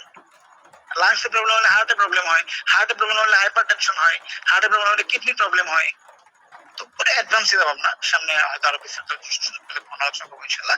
বেসিক লেভেল আমরা তো বুঝতে হবে যে কোন রোগের সাথে কোন অর্গানের কানেকশন, এইটা জেনে আমরা অ্যাটলিস্ট ওখানে কাপ বসাবো। তো বিভিন্ন রোগীর চিকিৎসায় কয়টা কাপ বসাবো, কোথায় কোথায় কাপ বসাবো, কয়টা সেশন দিতে হবে, এগুলার একটা একটা ক্লিয়ার ধারণা আমাকে থাকা লাগবে। এইটা খুব বেশি ইম্পর্টেন্ট। হিজামার নিষিদ্ধ বিষয় সম্পর্কে আপনাকে স্পষ্ট ধারণা থাকা লাগবে। হিজামার যে নিষিদ্ধ বিষয়, এখন প্রত্যেক রোগের বা প্রত্যেক চিকিৎসা পদ্ধতির কিছু কিছু সীমাবদ্ধতা আছে, কিছু নিয়ম আছে, হুকুম আকাম আছে। কত উত্তম মানে সর্বোত্তম ইবাদত কি, মানে আমাদের কিছু ফরজ আমল আছে, নামাজ ফরজ হয়, রোজা ফরজ হয়, তাই না? তো কিছু সময় নামাজ পড়ে উল্টা গোনা হবে, কিছুদিন রোজা রাখলে উল্টা গোনা হবে। তাই জন্য হুকুম আকাম জেনে তো করতে হবে যে না, নামাজে অনেক অনেক সওয়াব, আমি সবসময় নামাজে কয়েক সময় নামাজ পড়তে উল্টা গোনা হবে। এখন হিজামা আমরা শুনলাম যে অনেক সুন্নত চিকিৎসা বলতে অনেক রোগ ভালো হয়, অনেক উপকার করে আমাদের। এখন সব রোগীকে যদি আমি হিজামা করতে যাই, একদম বিতিকিচ্ছির অবস্থা হয়ে যাবে, ভয়ঙ্কর পরিস্থিতি সৃষ্টি হবে, রোগী মারাও যেতে পারে, কিছু রোগীর রোগ আরো বেড়ে যাবে। এই জন্য নিষিদ্ধ বিষয় সম্পর্কে আমাকে মানে ক্লিয়ার ধারণা থাকতে হবে। বডির, হিউম্যান বডির কোন অংশে আপনি কাপ বসাইতে পারবেন না, এটার ক্লিয়ার ধারণা থাকা লাগবে আপনার। কোন কোন রোগীদেরকে আপনি হিজামা করাইতে পারবেন না, তার অন্য রোগ আছে, ওই রোগী হিজামা করাইতে পারানো যাবে না। আমাদের কিন্তু আপনাদেরকে দেখাচ্ছে এই বিষয়গুলো আমরা আলোচনা করবো আজকে, কালকে, পরশু দিন আমাদের আলোচনা হবে ইনশাল্লাহ। হিজামার আগে একদম থেরাপিস্টের প্রস্তুতির বিষয় দেখবেন। ডাক্তাররা কিছু কি পড়ে, ডাক্তাররা কিন্তু আলাদা অ্যাপ্রন করে নেন অপারেশনের আগে। ঠিক আছে? তো হিজামা করানোর আগে পরে হিজামা থেরাপিস্টের প্রস্তুতির বিষয়গুলো আলোচনা করতে হবে। নিজের প্রস্তুতি, কোন আপনি কি কি প্রস্তুতি নেবেন, রোগীর প্রস্তুতি। সব রোগী আসলো আর আমি তাকে হিজামা করাই দিলাম, এটা করা যাবে না।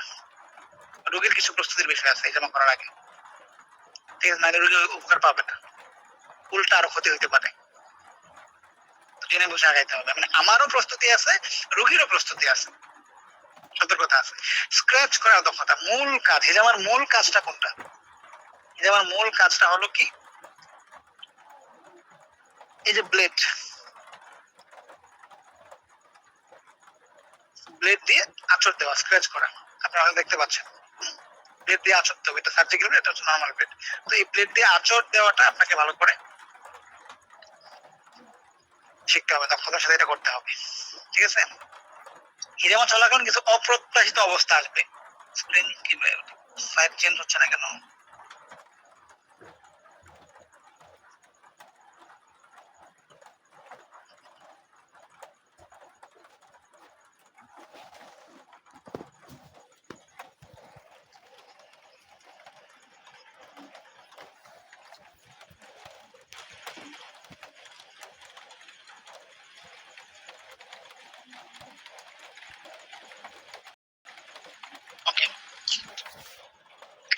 কোন কোন রোগীদের হিজামা করা যাবে না, এবারে স্পষ্ট ধারণা রাখতে হবে। মানবদের কোন অংশে হিজামা করা যাবে না, ঠিক আছে?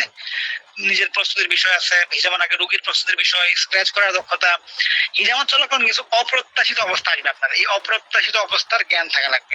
অপ্রত্যাশিত অবস্থা বলতে আপনারা অনলাইনে দেখে থাকবেন হিজামা করার পরে প্রচুর ফুসকা পড়ে গেছে, তো এইটা নিয়ে এসে একদম মামলা টামলা করে ফেলছে যে ফুসকা পরে রোগী একদম মৃত্যু পথ যাচ্ছে নাকি হয়ে গেছে, এরকম কয়েক বছর আগে পত্রিকায় টেলিভিশনে নিউজ হয়েছিল। তো হঠাৎ করে অজ্ঞান হয়ে যেতে পারে, রোগী ফুসকা পড়তে পারে, ঠিক আছে? তো অজ্ঞান হইতে পারে, ফুসকা পড়তে পারে, এরকম বিভিন্ন প্রবলেম হইতে পারে। রোগীর রক্ত কম আসতে পারে, ঠিক আছে? এরকম বিভিন্ন প্রবলেম হতে পারে, রোগীর শরীরে জিন চলে আসতে পারে। আপনি যদি কোনো জিন জাদু বদ্ধ সমস্যা আক্রান্ত রোগীদের হিজামা করেন, তার শরীরে জিন চলে আসতে পারে, ঠিক আছে? এখন এইটা আপনাকে তো ভালো করে বুঝে শুনে আগাইতে হবে, ঠিক আছে? এই জন্য অপ্রত্যাশিত বিষয়গুলো কেন ঘটে এই বিষয়গুলো আপনাকে জানা থাকা লাগবে, ঠিক আছে? রোগীর বয়স, হিজামার দিন তারিখ, কোন দিন হিজামা করবো কোন দিন করবো না, এই বিষয়গুলো আমাদেরকে ক্লিয়ার থাকা লাগবে, ঠিক আছে?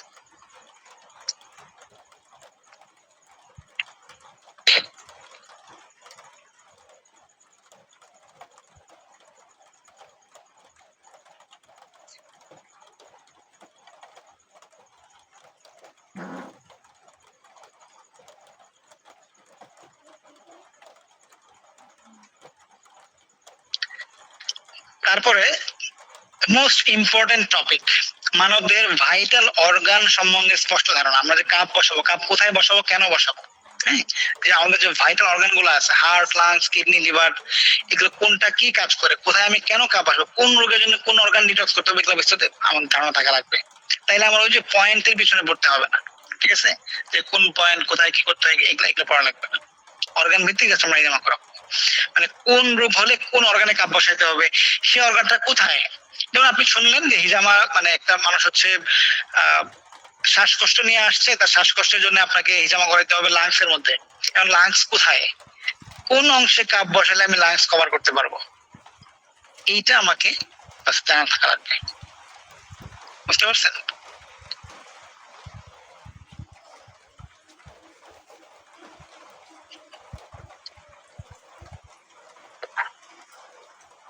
স্লাইড শেয়ারের ক্ষেত্রে কোনো প্রবলেম হচ্ছে বোধহয় না, দেখতে পাচ্ছি এখানে অন্য কোনো স্লাইড আসতেছে না। আচ্ছা, আবার দিয়ে দেখে এবার আশা করে আসবে। স্টপ শেয়ার করে দিলাম। আচ্ছা, নতুন করে দিচ্ছি আবার।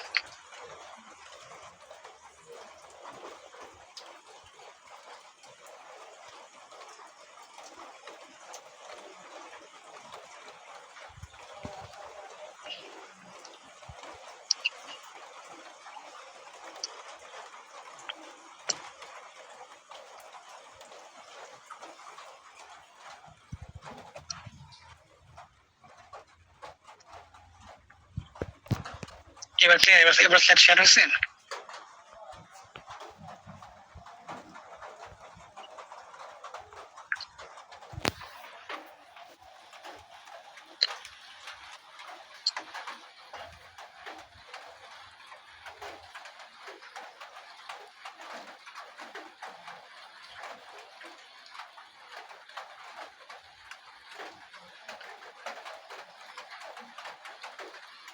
আচ্ছা, চলে আসছে বোধহয়।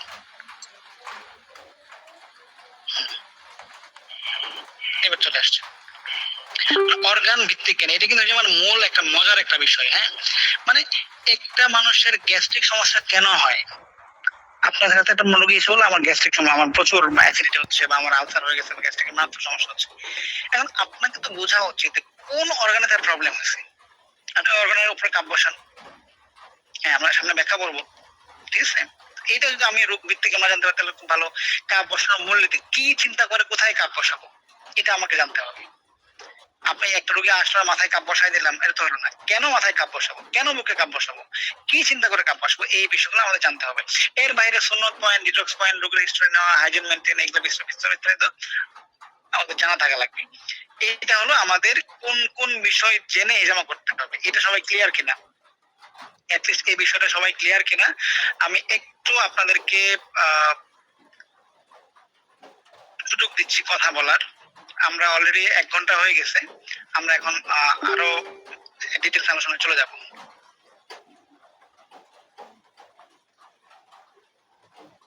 একটু মাইক্রোফোন অন করে বলেন তো, বুঝতে পারছেন কিনা আমরা আসলে কি কি কোন কোন বিষয় শেখা উচিত, সবাই কি ক্লিয়ার?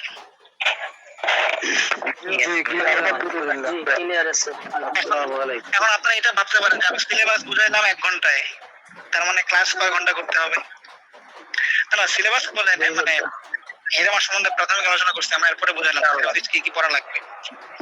তো সময় দিতে বলেন, আমাদের তো আজকে কাল হবে, আজকে কয়টা পর্যন্ত কাজ করতে পারবে?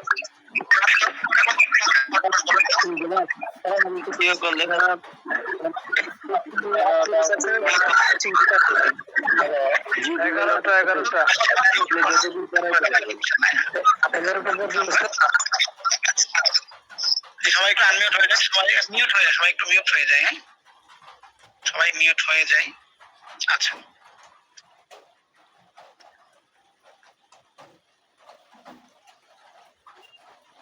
আমরা থিওরিটিক্যাল আলোচনা একটু পাংশা মনে হবে, একটু একটু মানে মজা লাগবে না, হ্যাঁ এটা আমরা একটু পরে করি, আমরা একটু ডিরেক্ট হিজামাতে একটু পরে আসি, তারপরে এই আলোচনাটা আবার করব, ঠিক আছে? একটু মজার টপিক পড়ি। আচ্ছা, অনেকে এরকম বলে না যে কাপিং করাই, বিভিন্ন ধরনের কাপিং, স্ক্রিন শেয়ার হচ্ছে আশা করি। এখানে একটা মূল কনসেপ্ট হচ্ছে যে কাপিং করে, এখন কাপ দিয়ে করে মানে কাপিং। কাপিং শব্দটা মূলত হচ্ছে ট্রেডিশনাল চাইনিজ মেডিসিন, টিসিএম, চাইনাদের চিকিৎসা, যেটা ওদের ওদের অনেক ধরনের চিকিৎসা আছে। আকুপাংচার আপনার নাম শুনে থাকবেন, আকুপাংচার, তারপর হচ্ছে মক্সিবাসন, বিভিন্ন তাইচি মানে বিভিন্ন মেসেজ করে ওরা, বিভিন্ন নাচের মাধ্যমে চিকিৎসা করে, বিভিন্ন হার্বস এর মাধ্যমে চিকিৎসা করে, হ্যাঁ কাপিং করেও চিকিৎসা করে। ওটা অনেক আগের, হাজার হাজার বছর আগের চিকিৎসা পদ্ধতি। তো ওখানে ওরা ওই চায়নারা বিভিন্ন ধরনের কাপিং করে, ওয়েট কাপিং করে, dry cupping, fire cupping, flash cupping, বিভিন্ন ধরনের কাপিং চায়নারা করে থাকে।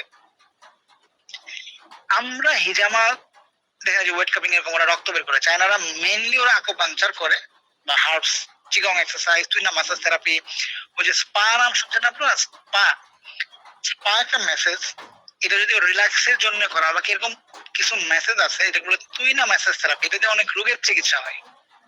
আপনি শ্বাসকষ্ট নিয়ে আসছেন, মেসেজ করে আপনার শ্বাসকষ্ট ঠিক করে ফেলবে, কোমর ব্যথা নিয়ে আসছেন ঠিক করে ফেলবে, ঠিক আছে? তো ওরা ওয়েট কাপিং করে কম, ওরা যেটা করে একটা দুইটা পয়েন্টে অনেক ডিপ করে রক্ত বের করে। ড্রাই কাপিং করে চায়নারা অনেক, তারপরে ফায়ার কাপিং করে, ওয়াটার কাপিং মানে কাপের ভিতরে পানি দিয়ে কাপিং করে, বায়োম্যাগ এখানে মানে চুম্বক দেওয়া থাকে দিয়ে ওখানে তারা কাপিংটা করে। এখন হিজামা আমরা পাইছি কোত্থেকে বলেন তো? আমরা তো চায়নাদের কাছ থেকে হিজামা নেই না, হিজামা পাইছি আমরা রাসূল সাল্লাল্লাহু আলাইহি ওয়াসাল্লামের কাছ থেকে, হাদিস থেকে। ওই জমানায় ওনারা কিভাবে হিজামা করতো বা কত ধরনের কাপিং করা হিজামাতে, এইটা আমরা একটু দেখি। মানে হিজামা করার সময় তো আমরা ফায়ার কাপিং করি না, তাই না? আজকে ক্লাসের পরে আশা করি আপনার যে কাপিং সংক্রান্ত বিভিন্ন প্রশ্ন আপনার সলভ হয়ে যাবে। দেখেন, আমরা নামাজ পড়ি না, এটা খুব খুব একটা পাওয়ারফুল একটা কথা, আপনি মনোযোগ দিয়ে শুনেন, কনসেপ্ট ক্লিয়ার হওয়া লাগবে। নামাজের মধ্যে মানে কি কি করি আমরা? তাকবীরে তাহরিমা, তেলাওয়াত করি, সানা পড়ি, রুকু দেই, সিজদা করি, বৈঠক। শুধু রুকু কি আমি নামাজ পড়তে পারবো? শুধু সিজদাকে নামাজ বলা যাবে না, শুধু তেলাওয়াতকে নামাজ বলা যাবে না, সবগুলা মিলিয়ে একটা কমপ্লিট প্যাকেজ হচ্ছে 2 রাকাত 4 রাকাত নামাজ। তো এই যে কাপিং যতগুলো আছে, হিজামাতে আমরা মেইনলি 2 ধরনের কাপিং করি, একটা হচ্ছে ড্রাই কাপিং, একটা হচ্ছে ওয়েট কাপিং। আজকে অনেক বৃষ্টি হয়েছে ঢাকায়, মানে ওয়েদারটা ভেজা ছিল, ওয়েট। কোনো কাপড় যদি শুকায় যায় আমরা বলি ড্রাই, শুকায় না এখনো পানি আছে বলছে ওয়েট, ওয়েট টিস্যু, ভেজা টিস্যু, ওয়েট মানে ভেজা। তো ভেজা মানে রক্ত দিয়ে ভেজা। আমি এখানে হিজামার সময় পানি চিন্তা করবো না, এখানে রক্তের কথা চিন্তা করবো। যেই কাপিং এর দ্বারা রক্ত বের হয় এটা হচ্ছে ওয়েট কাপিং, যে কাপিং এর দ্বারা রক্ত বের হয় না এটা হচ্ছে dry cupping. Clear?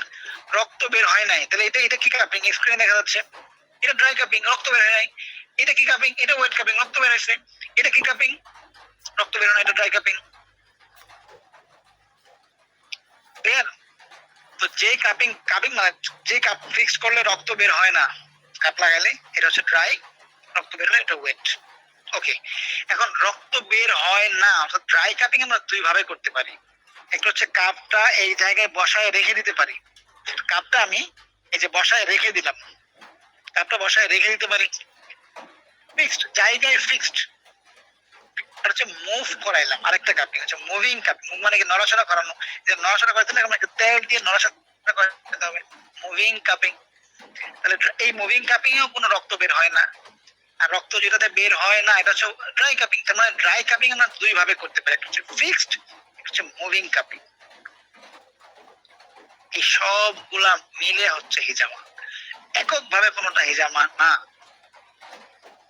Dry cupping, fixed cupping, moving cupping, wet cupping মিলে হিজামা। এখন কোন রোগী যদি আসে, রোগীকে আপনি জাস্ট এতটুকু করে দিলেন,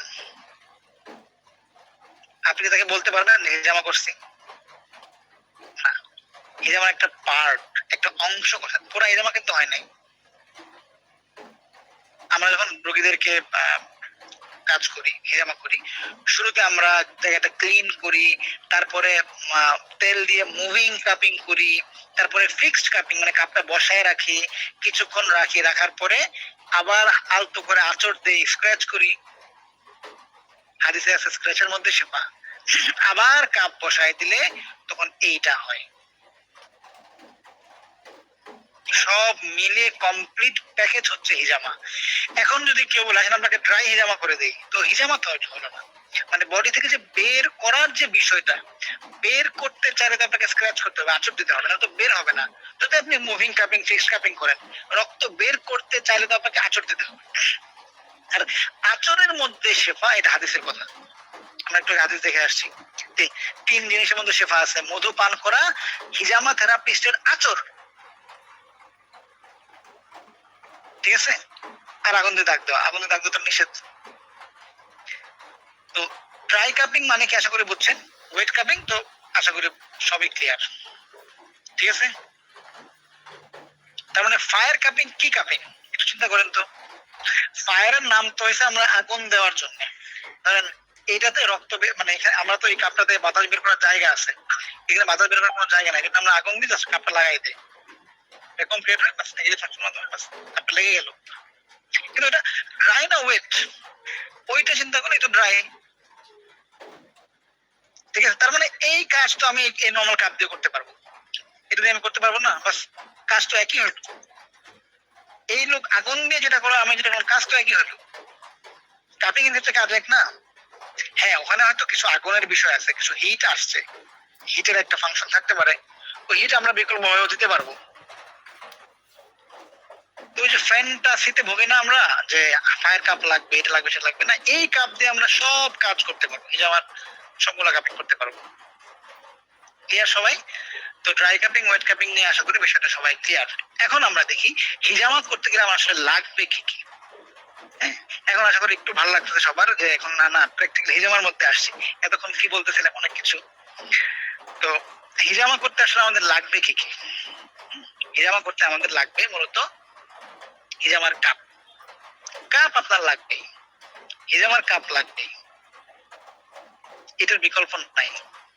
আমাদের দেশে সাধারণত বিভিন্ন সাইজের কাপ পাওয়া যায়, ছোট থেকে ছোট সাইজ, বড় সাইজ, আরেকটু বড় সাইজ, হ্যাঁ এরকম বিভিন্ন বিভিন্ন সাইজের কাপ, এই তিনটা সাইজে বেশি লাগে আমাদের।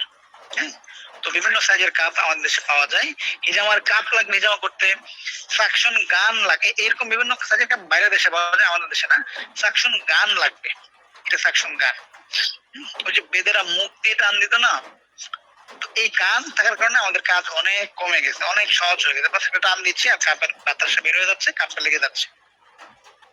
ঠিক আছে, সাকশন গান এটাকে বলে। মানে এটা একটু পিস্তলের মতো আর কি, একটু ভাবসা, একটু গুলি করার মতো।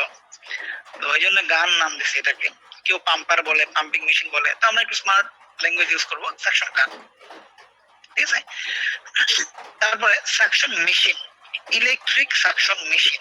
এইটা হলো মানে এটা হচ্ছে কারেন্টের সাহায্যে চলে আর কি, ইলেকট্রিক সাকশন মেশিন।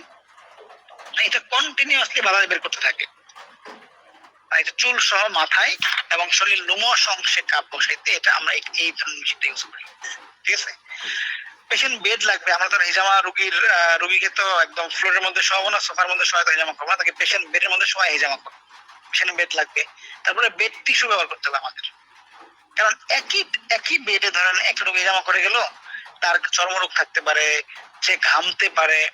তো পরের রোগী যে আমি তাকে হিজামা করবো, যদিও মুছে নেবো ভালো করে, কিন্তু তার একটা বিব্রত লাগতে পারে। এই জন্য বড় টিস্যু পাওয়া যায়, বেড টিস্যু পাওয়া যায়, আপনারা খেয়াল করে দেখবেন।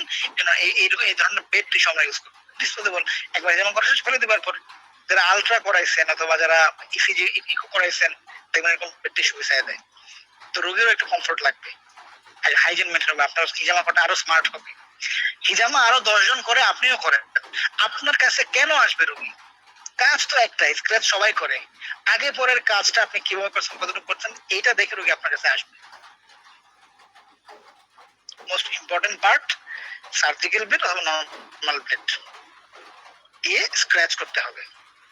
আঁচড় দেওয়ার জন্য আমরা এই দুইটা জিনিস মাথার মধ্যে কথা গেঁথে নেন, হিজামা করতে হবে আঁচড় দিয়ে। হাদিসে আমরা দেখে আসছি আঁচড়ের মধ্যে শেফা। অনেকে বিভিন্ন কলম পিন এই সে অনেক কিছু কথা বলেন, ওইটা দিয়ে হিজামা করলে সুন্নত মোতাবেক হিজামা হইল না, কারণ হাদিসে আঁচড়ের কথা আসে সরাসরি, আর কলম দিয়ে ফুটা করা হয়, আঁচড় দেওয়া যায় না। এই জন্য নর্মাল ব্লেড দিয়ে চাইলে করতে পারেন, অথবা আপনি সার্জিক্যাল ব্লেডও ইউজ করতে পারেন, কোনো সমস্যা নেই। ঠিক আছে, হিজামা করার আগে রোগীর শরীরটা আমরা ক্লিন করে নিই, পরিষ্কার করে নিই। পরিষ্কার করার জন্য বিভিন্ন রকম জিনিস আমরা ইউজ করতে পারি, আমরা হেক্সটল ইউজ করতে পারি, আমরা ভায়োলিন ইউজ করতে পারি, হাইড্রোজেন পারঅক্সাইড ইউজ করতে পারি। এগুলো এরকম আমরা স্প্রে বোতলে আগে ভরে নিব, স্প্রে বোতলে নিয়ে নিব, আমরা স্মার্টলি এটা ইউজ করবো। ঠিক আছে, অ্যান্টিসেপটিক মানে হিজামা করার পরে ওই জায়গাটা যাতে সহজে শুকিয়ে যায়, কোনো ধরনের উল্টাপাল্টা কাজ না হয়, ইনফেকশন না হয়, এটা সেটা না হয়, আমরা ওখানে অ্যান্টিসেপটিক মাখিয়ে দিই। সেটা লিকুইড হইতে পারে, লিকুইড আকারে ভায়োলিন হতে পারে, সেটা পাউডার ফর্মে নেভানল পাউডার হতে পারে, সেটা অয়েন্টমেন্ট হতে পারে, সেটা মধু হতে পারে, চাইলে আপনি অলিভ অয়েল দিতে পারেন, খালি জিরার তেল দিতে পারেন, নারকেল তেল দিতে পারেন, অনেক অপশন আপনার আছে। চাইলে হোমিও একটা ওষুধ পাওয়া যায় ক্যালান্ডুলা, এটাও দিতে পারেন, কিছু একটু দেন। ঠিক আছে, তাই জন্য আমাদের তেল লাগবে চেম্বারে, অলিভ অয়েল সবচেয়ে বেস্ট, মুভিং কাটিং করার জন্য লাগবে, এই আমার জন্য লাগবে। টিস্যু লাগবে প্রচুর আমাদের, কারণ টিস্যুতে আমরা ব্লাডটা ক্লিন করবো, প্রচুর টিস্যু লাগবে। ডাস্টবিন লাগবে, এটা ফেলার জন্য, টিস্যু ফেলার জন্য আমরা ডাস্টবিন ইউজ করবো। ট্রলি লাগবে, এই দেখেন আমি আমার সবগুলো জিনিস আমি দেখেন ট্রলিতে নিয়ে আপনাদের দেখাচ্ছি। ঠিক আছে, এই দেখেন এই ট্রলি। ঠিক আছে, ক্যাবিনেট আলমারির মধ্যে একটা জিনিস রাখলেন। আপনাকে এইটা মাথায় রাখতে হবে, একজন চিকিৎসকের সবচেয়ে বড় গুণ হচ্ছে রোগীর প্রতি আন্তরিকতা, সহমর্মিতা। কারণ ডাক্তার যদি আন্তরিক না হয়, রোগী কিন্তু মানে এলোমেলো ভাবে চিকিৎসা করাই ফেলবে। হিজামার ক্ষেত্রে এটা আমাদের কেন লাগবে, আমরা এমন একটা জিনিস নিয়ে কাজ করতেছি যেটা সবচেয়ে ভাইটাল একটা জিনিস, মানে শরীরে রক্ত নিয়ে কাজ করতেছি। এটা যেমন ভালো জিনিস তেমন রিস্কি জিনিস, ঝুঁকিপূর্ণ, মানে জীবাণু সংক্রমণের জন্য পারফেক্ট জায়গা। এবং ওই যে ব্লাড বর্ন ডিজিজ মানে ছড়াইতে পারে, ক্রস কন্টামিনেশন হতে পারে, এমন কোন জীবাণু যেগুলো তার রক্তের মাধ্যমে চলাচল করে। এখন ওই রোগী ছিল, এখন আরেক রোগী, একই কাপ দিয়ে আপনি আরেক রোগী হিজামা করেন, সেও আক্রান্ত হইতে পারে। এই জন্য কাপের একটু দাম খুব বেশি না, সিম্পল দাম, 12-14 টাকা 15 টাকা কাপের দাম। তো একটা রোগী হিজামা করতে 100-150 টাকার কাপ লাগবে আপনার, এত বড় রিস্ক নেওয়া যাবে না, দুনিয়াতেও ক্ষতি আখেরাতেও ক্ষতি। ঠিক আছে, তো আমরা রোগীর প্রতি আন্তরিকতা সহমর্মিতার সাথে হিজামা করবো, তাকে হামদর্দির সাথে নতুন কাপ ইউজ করে আমরা কাপ বসাইতে হবে। ঠিক আছে, আশা করি এই পর্যন্ত সবাই ক্লিয়ার হিজামা করতে কি কি জিনিস লাগবে। তারপরে যদি আমরা দেখি যে এখন এই যে আমি বিভিন্ন সাইজের কাপ আপনাদেরকে দেখাইলাম, বড় সাইজের কাপ, ছোট সাইজের কাপ, কোনটা বসাবো কোথায়, কিভাবে বসাইতে হবে, হ্যাঁ কিভাবে বসাবো কোনটা কোথায়। তো এই বড় কাপ ছোট কাপ, আমাদের দেশে বিভিন্ন সাইজের কাপ পাওয়া যায়, ছোট কাপ বড় কাপ, কোনটা কোথায় বসাবো বা কি চিন্তা করে বসাবো, এটা একটা মাথার মানে বিশাল একটা যন্ত্রণা হয় সবার, যে হ্যাঁ এই সলিউশন কেমনে করবো, কয় নাম্বার সাইজের কাপ কোথায় বসাই। একদম সিম্পল ভাবে বোঝাই দিচ্ছি, মাথায় রাখবেন। যেখানে যে কাপ বসে ওরা আপনি বসাই দেন। আপনি চাইলেও এই দেখেন আমার এই যে কানের পাশে চোখের পাশে আপনি চাইলেও বড় কাপ বসাতে পারবেন, এটা বসবে না। আপনি এই যে হাতের উপরে যে আপনার যে কবজি না, এটাকে কি বলে, রিস্ট, কবজির উপরে আপনি বড় কাপ বসাতে পারবেন না। তো যেখানে যেটা বসে তার মধ্যে সম্ভাব্য বড় সাইজের কাপটা বসাই দিবেন। যেমন ধরুন পিঠের মধ্যে আপনার যে বড়টাও বসবে ছোটটাও বসবে, কারণ ছোটটা বসালে তো হবে না, বড়টাই বসাবেন। যেখানে যেটা বসে তার মধ্যে সবচেয়ে বড় সাইজের কাপটা বসাবেন। ক্লিয়ার? এখানে একটা বিষয় আছে আবার, বড় কাপ বসানো মানে কি দেখেন তো, এই যে আমি কাপটা বসাচ্ছি, কাপ বসায় যে টান দিচ্ছি মানে কি, রোগী কি একটু ব্যথা পাচ্ছে, কিন্তু এটা এটা একটা টান দিচ্ছে না, তো ব্যথা পাচ্ছে। এখন অনেকের ক্ষেত্রে বড় কাপ বসানো মানে তো বড় এরিয়া নিয়ে টান দেওয়া, সে ব্যথা আরো বেশি পাইতে পারে, সেক্ষেত্রে আমরা সাইজ কমাই দেব কাপের, আর একটু ছোট সাইজের কাপ দিলাম। জাস্ট আপনি ছবি দেখায় আপনাদেরকে, এই যে রোগীটা দেখেন, প্রথম ছবিটা, যার নাকের দুই পাশে দুটা কাপ দেওয়া আছে, দেখেন তো এই নাকের পাশে কি আমি চাইলেও বড় কাপটা বসাইতে পারতাম? পারতাম না, ওটা বসবে না। কিন্তু বুকের মধ্যে যে বড়টা বসাইছে, এখানে আমি ছোটটা বসাইতে পারতাম, এখানে ছোটটাও বসবে। কেন ছোটটা দেয় নাই? বড়টা বসে, বাস বড়টা, এখানে বড়টা পারফেক্ট। ক্লিয়ার? আবার এই রোগীর পিঠে দেখেন বড়টা বসাইছি, এই রোগীর মাথায় ছোটটা বসাইছি। তার মানে এখানে নিয়মটা কি, যেখানে যে সাইজের কাপ বসে তার মধ্যে বড় সাইজের কাপ বসাবেন। খেয়াল রাখতে হবে রোগী যাতে ব্যথা না পায়। মনে রাখবেন হিজামা একটা পেইনফুল কাজ, কষ্টদায়ক কাজ। আপনি আঁচড় দিচ্ছেন, আপনি কাপ বসাচ্ছেন, সাকশন দিচ্ছেন, রোগী কিন্তু ব্যথা পাবে। তো একজন ভালো দক্ষ স্মার্ট হিজামা থেরাপিস্ট হিসেবে আমার টার্গেট থাকবে আমি কত কম কষ্ট দিয়ে রোগী হিজামা করতে পারি। এই জন্য রোগীকে বারবার জিজ্ঞেস করা, ভাই আপনার খারাপ লাগছে, খারাপ লাগলে বলেন, সাকশন বেশি হয়ে গেল কিনা, ব্যথা বেশি পাচ্ছেন কিনা, রোগীর সাথে ইন্টারাকশন থাকতে হবে, রোগীর সাথে কথা বলতে হবে। আর এমন না যে ধমক টমক আরে চুপ করেন, এরকম না। ঠিক আছে? তাহলে কাপ বসানোর মূলনীতি আমরা মানে কাপ কিভাবে কি চিন্তা করে বসাবো বললাম। প্রথম কথা চিন্তা করতে হবে যেখানে যে সাইজের কাপ বসে ওইটা বসাবো, ওর মধ্যে বড় সাইজের কাপটা বসাবো, খেয়াল রাখবো রোগী যাতে ব্যথা না পায়। ক্লিয়ার? এখন আসেন মাথার ক্ষেত্রে, আপনি একটু খেয়াল করে দেখেন তো, এখানে আমরা যারা অলরেডি আমরা 500+ মেম্বার আছি, আমাদের হচ্ছে গুগল মিট এবং ইউটিউব মিলিয়ে, আমি এখানে একটু টোকা দিলাম হাতের মধ্যে, কিছুই ফিল হচ্ছে না। মাথায় একটু টোকা দিয়ে দেখেন তো, খারাপ লাগে, কিন্তু যথেষ্ট খারাপ লাগে। তার মানে মাথাটা অনেক বেশি সেন্সিটিভ, আমাদের মাথার সেন্সিটিভিটি বেশি। তো যেই বড় কাপ আপনি পিঠে বা বুকে বা হাতে বসাইলে কোনো খারাপ লাগতো না, ওই বড় কাপ মাথায় বসালে খারাপ লাগতে পারে। যেই বড় কাপে আপনি যথেষ্ট সাকশন দিতে পারতেন, মানে বেশি সাকশন দিতে পারতেন, মাথায় কিন্তু এত সাকশন দিলে খারাপ লাগবে। এই জন্য 3 এবং 4 নাম্বার নিয়ম হচ্ছে মাথা নিয়ে, মাথার মধ্যে আমরা বড় সাইজের কাপটা বসাবো না, যেটা আমরা পিঠে বসাই এটা আমরা মাথার মধ্যে বসাবো না।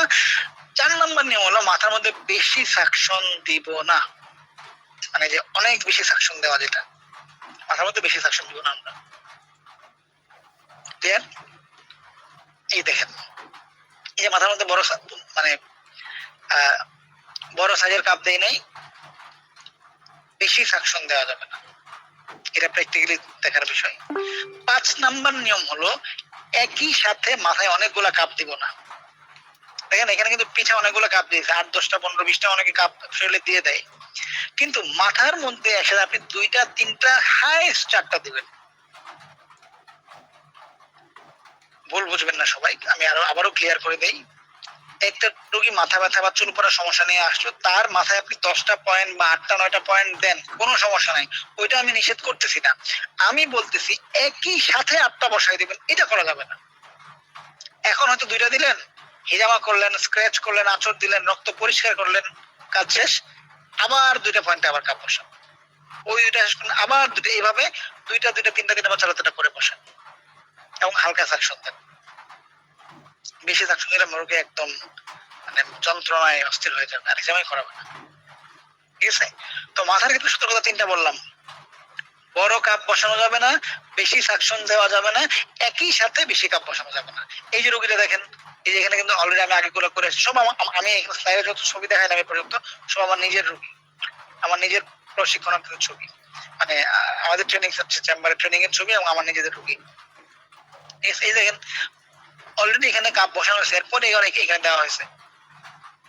এমন না যে 7টা বসাবো 5টা একসাথে বসাই দিই, না সময় কম একসাথে বসাই দিলাম, এটা করা যাবে না। ক্লিয়ার? তো এটা হলো কাপ বসানোর নিয়মটা আমরা পড়লাম। এখন আমরা বলি সাকশন, মানে সাকশন বেশি দেওয়া কম দেওয়া, এটা আবার কি জিনিস? সাকশন আবার বেশি দেওয়া এটা মানে কি? এই দেখেন আমরা এই যে কাপ বসায় টান দিলাম, এখন আপনি টান দিতেই থাকলেন, ইচ্ছা মতো বের করতে থাকলেন বাতাস, এটা হবে না। এই যে লেগে আছে না, এই যে বাতাসটা বের করে নিলাম, এর কারণে কাপটা লেগে গেল, এগুলো নেগেটিভ সাকশন দিলাম আমরা, এখানে ভ্যাকুয়াম ক্রিয়েট করলাম, বায়ু শূন্য করলাম। এইটা বেশি করা যাবে না, এটা কমও করা যাবে না, প্রবলেম আছে ভাই শেখার বিষয়ে। কম দিলে সমস্যা, বেশি দিলেও সমস্যা। বেশি দিলে কি হবে, মানে আপনি যখন বেশি সাকশন বেশি টান দিবেন রুগী ব্যথা পাবে, এমনকি এই জমা করার পরেও ব্যথা বেড়ে যেতে পারে, ফুসকা পড়ে যেতে পারে। কম দিবেন, কম দিলে এই জমা করার সময় বেশি লাগবে। তার মানে এলোমেলো সাকশন দেওয়া যাবে না, যতটুকু দিতে হবে। আমরা হালকা দিতে পারি, মাঝারি দিতে পারি, তীব্র দিতে পারি। হালকা সাকশনটা আমরা সেনসিটিভ রোগীদেরকে দেই বা বডির সেনসিটিভ জায়গায় দেই, যেমন চোখের পাশে, নাভির নিচে, বিভিন্ন জায়গায় যেখানে আমরা অল্পতেই বেশি ব্যথা পাই, ওই সময় আমরা হালকা সাকশন। অথবা বয়স্ক রোগী, বাচ্চা রোগী, এদেরকে আমরা হালকা সাকশন দিই, অন্যদেরকে আমরা মাঝারি সাকশন দিই। এখন এই যে শব্দটা বলতেছি না, এটা আসলে সামনাসামনি দেখানোর বিষয়। রোগীর সহ্য ক্ষমতার মধ্যে আপনি দিবেন যতটুকু লাগে, এটা আপনি একটা কাজ করতে হবে, এটা বোঝা যাবে না। কেউ বলে একটা দুইটা, এরকম না, এটা তো একটা মেশিন, একটা দুইটা হিসাব করলে হবে না, আপনাকে সাকশন দিয়ে ধরে ধরে দেখতে হবে। কিছু রোগী আছে চামড়া একেবারে পাতলা, অল্পতে মানে চামড়ার লেয়ার অনেক উপরে উঠে যায়, মনে হচ্ছে অনেক সাকশন, আসলে অনেক হয় না। আবার কিছু জায়গায় অনেক টাইট, যেমন এই যে কপাল, এখানে কাপ বসাইলে চামড়া একটু উঠে না কিন্তু টাইট হয়ে যায়, এটা বুঝে শোনা গাইতে হবে। বেশি সাকশন দেওয়া যাবে না, হালকা এবং মাঝে। এই ছবিগুলো দেখেন তো, এই যার হাতের, এই যে এখানে হাতের নিচে যে কাপটা, এইটাতে কি পরিমাণ চামড়াটা উঠছে, আবার এই পাশে এটা কি পরিমাণ উঠছে দেখেন, কম বেশি মনে হচ্ছে। তার মানে এটা হালকা, এটা আর একটু বেশি। আমরা যদি বেশি সাকশন দেই, বিশেষ করে মাথার মধ্যে, এলাহি কাণ্ড হয়ে যাবে, একদম বাজে অবস্থা হয়ে যাবে, ফুলে গেছে রোগীর, ইনফেকশন হয়ে খারাপ অবস্থা হয়ে যাবে। এই জন্য আমরা হালকা সাকশন বা মাঝারি সাকশন জমা করবো, ঠিক আছে, যাতে আমাদের ক্ষতি না হয়। তারপরে কোন আসনে রেখে আমরা রোগীদেরকে হিজামা করব, কোন আসনে রেখে? আসনের বর্ণনা মানে আপনি কি বসায় হিজামা করবেন, নাকি শোয়ায় হিজামা করবেন, নাকি সে বসে থাকবে, মানে উপরে বসে থাকবে। সবসময় মাথায় রাখবেন, যে অংশে কাপ বসাবেন ওই অংশটা আপনার সামনে থাকা লাগবে। যেমন ধরেন পিঠে কাপ বসালেন, তাহলে পিঠ আপনার সামনে থাকা লাগবে, মানে রোগী উপরে শুবে। আপনি বুকে কাপ বসাবেন, তাহলে বুক আপনার সামনে থাকা লাগবে, রোগী চিত হয়ে শুবে। ঠিক আছে? এই দুইটা আসনে, এটাকে বলে উপর হয়ে শোয়া, পিছনের সবগুলা পয়েন্টে কাপ বসাইতে পারবেন, এটাকে বলে চিত হয়ে শোয়া, সামনে সব পয়েন্টে কাপ বসাইতে পারবেন। এই দুইটা পজিশনেই জাস্ট সবগুলা হিজামা হয়ে যায়, কিন্তু বসায় হিজামা করাবেন না। বসায় করলে একটা ঝুঁকি থাকে, সিনকোপাল অ্যাটাক, রোগী হয়তো অজ্ঞান হয়ে যেতে পারে, মাথা চক্কর আসতে পারে, বমি করে যেতে পারে, বমি বমি ভাব লাগতে পারে। স্বাভাবিক অবস্থা বসায় হিজামা করাবো না। যেখানে হাঁটুতে হোক, মাথায় হোক, পিঠে, বুকে, কাফ মাসলে, যেখানে করেন শোয়া হিজামা করাবেন। ক্লিয়ার? এখন আসেন কমন কিছু প্রশ্ন, অলরেডি অনেকের এই প্রশ্নগুলো আছে যে কোন বয়সে রোগীকে হিজামা করা যাবে, রোগীর বয়স, তাই না? এটা আপনাদের অনেকের জানি আমি প্রশ্ন। আমি সিলেবাসটা গ্রুপে দিয়ে দিব, আজকে কি আলোচনা করছি, কালকে কি কি আলোচনা করবো, দিয়ে দেবো। যাতে আমাদের আগ্রহটা থাকে। দেখলাম অলরেডি দেখলাম কমতেছে মানুষজন। আমরা কি শ্বাস শেষ করে দিব? কয়টা বাজে? 10টা 51 অনেক বাজে। দেখেন যে কোনো বয়সের রোগীকে আমরা হিজামা করাতে পারি, ওকে কথা সত্য, কিন্তু খেয়াল করে দেখেন তো যাদের বাচ্চা আছে 10-12 বছরের কমে যে বাচ্চার বয়স তার কি রোগ হয়? তার কি হাইপার টেনশন হয়? তার কোমর ব্যথা হয়? খুব বেশি মানে ব্যথার ক্ষেত্রে কিছুটা ডেফিসিয়েন্সির কারণে হতে পারে, কিন্তু আমরা ইন জেনারেল যেগুলো দেখায় আসলাম যে রোগগুলো হিজামার দ্বারা খুব দ্রুত উপকার পাওয়া যায়, তো বাচ্চাদের সাধারণত ওগুলা তেমন একটা হয় না। বাচ্চাদের রোগ কয়েকটা, চর্মরোগ হয়, অ্যালার্জি হয়, পাতলা পায়খানা, জ্বর, নিউমোনিয়া, ফুসফুস, এগুলোই তো। তো আমরা সাধারণত বাচ্চাদের হিজামা করি না, বা খেয়াল রাখতে হবে সবাই আমাদের রোগী না, আমরা ডাক্তার না, এটা মাথায়, যে ডাক্তার না সেটা মাথায় রাখতে হবে। সবাই রোগী হিজামা করা যাবে না, রোগী ধরা যেমন শিখতে হবে ছাড়াও শিখতে হবে। অ্যাটলিস্ট আপনি এই যে কাপটা বসাইলেন, এটা একটা কষ্ট আছে, এই কষ্টটা সহ্য হইতে হবে, এবং আপনি যে স্ক্র্যাচ করবেন, ব্লেড দিয়ে যে আঁচড় দিবেন, এই আঁচড়ের সহ্যটা সহ্য করবে, আঁচড়টা সহ্য করতে হবে, তাহলে সে তাকে আপনি হিজামা করাতে পারেন, সে যে বয়সে হোক না কেন। তবে আমাদের রিকমেন্ডেশন থাকবে আপনি 10-12 নিচে হিজামা মানে একান্ত প্রয়োজন না হলে না করান। অভিজ্ঞ ডাক্তার বা অভিজ্ঞ হিজামা থেরাপিস্ট তারা চিন্তা করে আগাইতে পারে। যদি একান্ত বয়স্ক রোগীদেরকে বা একান্ত দুর্বল রোগীদেরকে হিজামা করতে হয়, বাচ্চাদের হিজামা করতে হয়, তাহলে হালকা সেকশন দিয়ে করেন, অল্প পয়েন্টে কাটবেন, বেশি না। এর উত্তম তারিখ হাদিসে আসছে তাদের 17, 19, 21 এই 3 দিন হিজামা করা উত্তম। তবে এই 3 দিন তো উত্তম, বাকি এখন মাসের বাকি 27 দিন আমরা করবো না। হিজামা সাথে একটা চিকিৎসার প্রয়োজনে যে কোনো দিন আপনি হিজামা করতে পারেন, কোনো সমস্যা নেই। এবং ইমাম আহমদ ইবনে হাম্বল রাহমাতুল্লাহ একটা আমল আসছে যে উনি যেই দিন প্রয়োজন, মানে যখন ওনার প্রয়োজন মনে হতো হিজামা করাই ফেলতেন, ঠিক আছে? তো এই জন্য তারিখ এবং বার আমাদের প্রত্যেক তারিখে, প্রত্যেক দিনে, প্রত্যেক বারে আমরা হিজামা করাইতে পারবো প্রয়োজনে, কোনো সমস্যা নাই। তো কিছু বারের ক্ষেত্রে কথা আছে, যেমন শুক্র, শনি, তারপর হচ্ছে রবি, আর হচ্ছে বুধ, এই 4 দিন অনেকে হিজামা করতে নিষেধ করেন, ঠিক আছে? তো মঙ্গলবার, বৃহস্পতি, এরকম কিছুদিন হিজামা করতে বলেন। তো এখন যেহেতু এটা একটা চিকিৎসা, এই জন্য মানে এখানে স্কলারদের মতামত হলো যারা যে কোনো দিন হিজামা করতে পারেন, কোনো সমস্যা নেই, ঠিক আছে? উত্তম সময় কখন করবে হিজামা? দিনে করবে না রাতে করবে হিজামা? তো আমরা সামনে রোগীর প্রস্তুতি নিয়ে কালকে ক্লাস করবো। আমরা রোগীর প্রস্তুতি মানে মূল প্রস্তুতি হলো খালি পেটে করা, বিশ্রাম অবস্থায় করা, এইটা থাকলে যে কোনো সময় করতে পারবে। হ্যাঁ, উত্তম হলো সকাল সকাল হিজামা করে ফেলা, আমরা মানে দুপুরের আগে করে ফেলা সবচেয়ে উত্তম। তবে চাইলে দুপুরেও করতে পারবে, রাতেও করতে পারবে, সন্ধ্যায় করতে পারবে, কোনো সমস্যা নাই। তার ওই প্রস্তুতি গুলো ঠিক থাকলে হলো। হিজামা করার আগে যে নিয়মগুলো মানা দরকার ওই নিয়মগুলো মানতে পারলেই হলো। এই পর্যন্ত আশা করি ক্লিয়ার। এখন আসেন, যদি আপনাদের খুব বেশি টায়ার্ড লাগে একটু দাঁড়াইতে পারেন, হ্যাঁ, যদি ঘুম চলে না আসে। অলরেডি আমাদের এখনো প্রায় 400 জন আমাদের সাথে হচ্ছে জুমে জয়েন আছে। সবচেয়ে ইম্পর্টেন্ট একটা ক্লাস এখন শুরু হবে, কাপ বসানোর মূলনীতি। এইটা যদি আপনি বুঝেন, আপনি অনেক রোগীর হিজামা করাতে পারবেন। এই কাপ বসানোর মূলনীতির অংশটা যদি আপনি বুঝেন, অনেক রোগীর আপনি হিজামা করাতে পারবেন। তো যারা চলে গেছে তাদেরকে কিভাবে রিমাইন্ডার দেওয়া যায়, বা যারা এখনো জয়েন হয় নাই, চিন্তা করেন। আপনার চোখের ঘুম থাকলে চোখে পানি ঢেলে দেন, ঠিক আছে? সবচেয়ে ইম্পর্টেন্ট একটা ক্লাস আমরা এখন করব।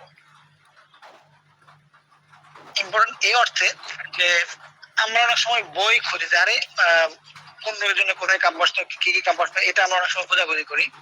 মূল নীতি যদি আমি জানি, মূলনীতি বলতে এই যে কাপ বসাইছে, ধরেন তার পিঠে কাপ বসাইছে, তার বুকে কাপ বসাইছে, মাথায় বসাইছে, বিভিন্ন জায়গায় কাপ বসাইছে, কেন বসালো, কি চিন্তা করে বসাইলো? আচ্ছা, একটা উদাহরণ দিই আপনাদেরকে।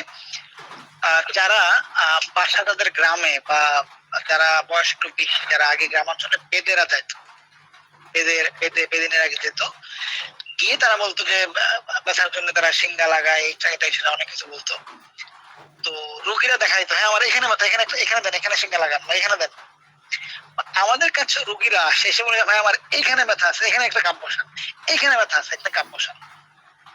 চিন্তা করে দেখেন তো, একটা মূলনীতি এইটা কিনা যে যেখানে সমস্যা সেখানে কাপ বসাইতে হয়? একটা মূলনীতি কিনা বলেন? আমরা আমরা তো একদিন অনেকেই জানতাম না হিজামা বোধহয় শুধু ব্যথার রোগের চিকিৎসা না, হিজামার দ্বারা অনেক রোগ ভালো হয়, গ্যাস্ট্রিক ভালো হয়, হাই প্রেশার ভালো হয়, চর্মরোগ ভালো হয়, কিডনির প্রবলেম, বিভিন্ন আর্থ্রাইটিসের প্রবলেম ভালো হয়। এখন ওই মূলনীতি জেনে যদি আমি আগাই তাহলে সহজ। ওকে, তাহলে আমরা দেখেন তো আমরা যখন কাপ বসাই, হিজামা যখন আমরা করি, হিজামা করতে গেলে প্রবলেম আমাদের দুই জায়গাতে হয়। হয় আমাদের চামড়ার মধ্যে সমস্যা, চর্মরোগ, অথবা ভিতরে প্রবলেম, ভিতরে মাসলে হইতে পারে, নার্ভে হইতে পারে, ব্লাড ভেসেলে হইতে পারে, বিভিন্ন হাড়ে হইতে পারে, বিভিন্ন প্রবলেম হইতে পারে। কাপ কিন্তু আমরা চামড়াতেই বসাই, তাই না? কাপ চামড়াতেই বসাই। তো প্রথম মূলনীতি সবাই নোট করেন, বলে যাবেন, এটা মনে রাখলে আপনার আজকে ক্লাস করা সার্থক। চর্মরোগের ক্ষেত্রে মূলনীতি দেখি, স্কিন ডিজিজের ক্ষেত্রে প্রথম মূলনীতি হলো যেখানে প্রবলেম সেখানে কাপ বসাই দেব। সমস্যা যেখানে সেখানে কাপ বসাবো। ক্লিয়ার? আমরা ওই সায়েন্টিফিক আমরা হচ্ছে একটা অংশ আলোচনা রেখে আসছি, স্কিন অ্যানাটমি বা আলোচনাগুলো আমরা কি করে কালকে করতে হবে। হ্যাঁ, আসলে একটা জায়গায় কাপ বসালে আসলে ঘটে কি কি, এখান থেকে ব্লাডটা একটু ডিরক্সিড, এখানে রক্তটা পরিশোধন হয়, দূষিত উপাদান বের হয়ে যায়, নতুন রক্ত আসে। তো স্কিন ডিজিজের ক্ষেত্রে প্রথম মূলনীতি কি, যেখানে সমস্যা সেখানে কাপ বসাই দেব। 2 নম্বর মূলনীতি কি, তার আশেপাশেও কাপ বসাবো। ঠিক আছে? ধরেন এই এতটুকু জায়গাতে হলো তার প্রবলেম, তাহলে এখানে তো বসাবো এবং চারদিকেও বসাবো। ঠিক আছে? 2টা মূলনীতি আমরা পাইলাম। চর্মরোগের ক্ষেত্রে যেখানে সমস্যাটা সেখানে কাপ বসান এবং চারদিকে কাপ বসান। হ্যাঁ, কিছু সূত্র আমরা যারা স্কুল কলেজে পড়ছেন সূত্র পড়ছি, সূত্র ব্যতিক্রম কিন্তু পড়ছি। সূত্র আমরা শিখলাম যেখানে সমস্যা আছে সেখানে কাপ বসাবো, সূত্রের ব্যতিক্রম আছে। ব্যতিক্রম হলো যদি দেখি আক্রান্ত অংশটা এত বেশি নরম হয়ে গেছে কাপ বসানো যাচ্ছে না, সেটা রোগের কারণে হোক, সেটা আঘাতের কারণে হোক, সেটা অ্যাক্সিডেন্টের কারণে হোক, সেটা চর্মরোগের কারণে হোক। যেমন ধরেন এই ছবিটা, বেচারা অ্যাক্সিডেন্ট করছে, মোটরসাইকেল অ্যাক্সিডেন্ট, এখন এখানে তো হাত দেওয়াই যাবে না, আপনি কাপ বসাবেন কেমনি? তাকে বলতে হবে কি এখানে জামা করাবো না আমরা, যদি করাইতে হয়, যদি এই অবস্থায় জামা করাই না, বা নতুন অপারেশন বা অনেক বেশি চর্মরোগ হয়ে গেছে, চর্ম অনেক নরম হয়ে গেছে, দেখেন তো ক্ষত স্থান, যেখানে ক্ষত হয়ে গেছে, ক্ষত স্থানে ঠিক উপরে আমরা কাপ বসাবো না। যদি কোনো কারণে চামড়াটা নরম হয়ে যায়, আঘাতের কারণে হোক বা চর্মরোগের কারণে হোক, ফুসকা পরে হোক বা পুড়ে যায় বা নতুন অপারেশন, কাঁচা আছে এখন, ঠিক তাহলে 1 নম্বর সূত্রটা কিন্তু খাটবে না, তাহলে 2 নম্বরে যেতে হবে, আশপাশে। ক্লিয়ার? তো চামড়ার যেখানে সমস্যা ঠিক সেখানে কাপ বসানো এবং আশপাশে কাপ বসানো, এই 2টা। এখন আপনি বলেন তো আপনি চর্মরোগের জন্য হিজামা করতে পারবেন কিনা? এই যে এই রোগের ক্ষেত্রে যেহেতু এটা একটু শক্ত আছে, আপনি এখানে কাপ বসায় দেখেন, ভাই বসায় দেখেন না কি হয়। হ্যাঁ, আমরা একটা সতর্কতা অবলম্বন করবো, ফাঙ্গাল ইনফেকশন হাইলি কন্টাজিয়াস। এক্ষেত্রে আমরা যে কাপ দিয়ে একটা এখানে ফাঙ্গাল ইনফেকশন মানে দাউদ এখানে বসাইছি, এইটা অন্য জায়গায় সুস্থ জায়গায় বসানো, এটা ফেলে দেবো, এটা আরেক জায়গায় অন্য নতুন কাপ নিব। ঠিক আছে? অনেক বেশি নরম হতে তাহলে অনেক কাপ বসানোর প্রয়োজন নাই। আমরা প্রচুর চর্মরোগের হিজামা করাইছি, ওই অভিজ্ঞতা থেকে বলতেছি চমৎকার উপকার পাওয়া যায় চর্মরোগের ক্ষেত্রে। আক্রান্ত স্থানে করেন এবং চারদিকে করেন।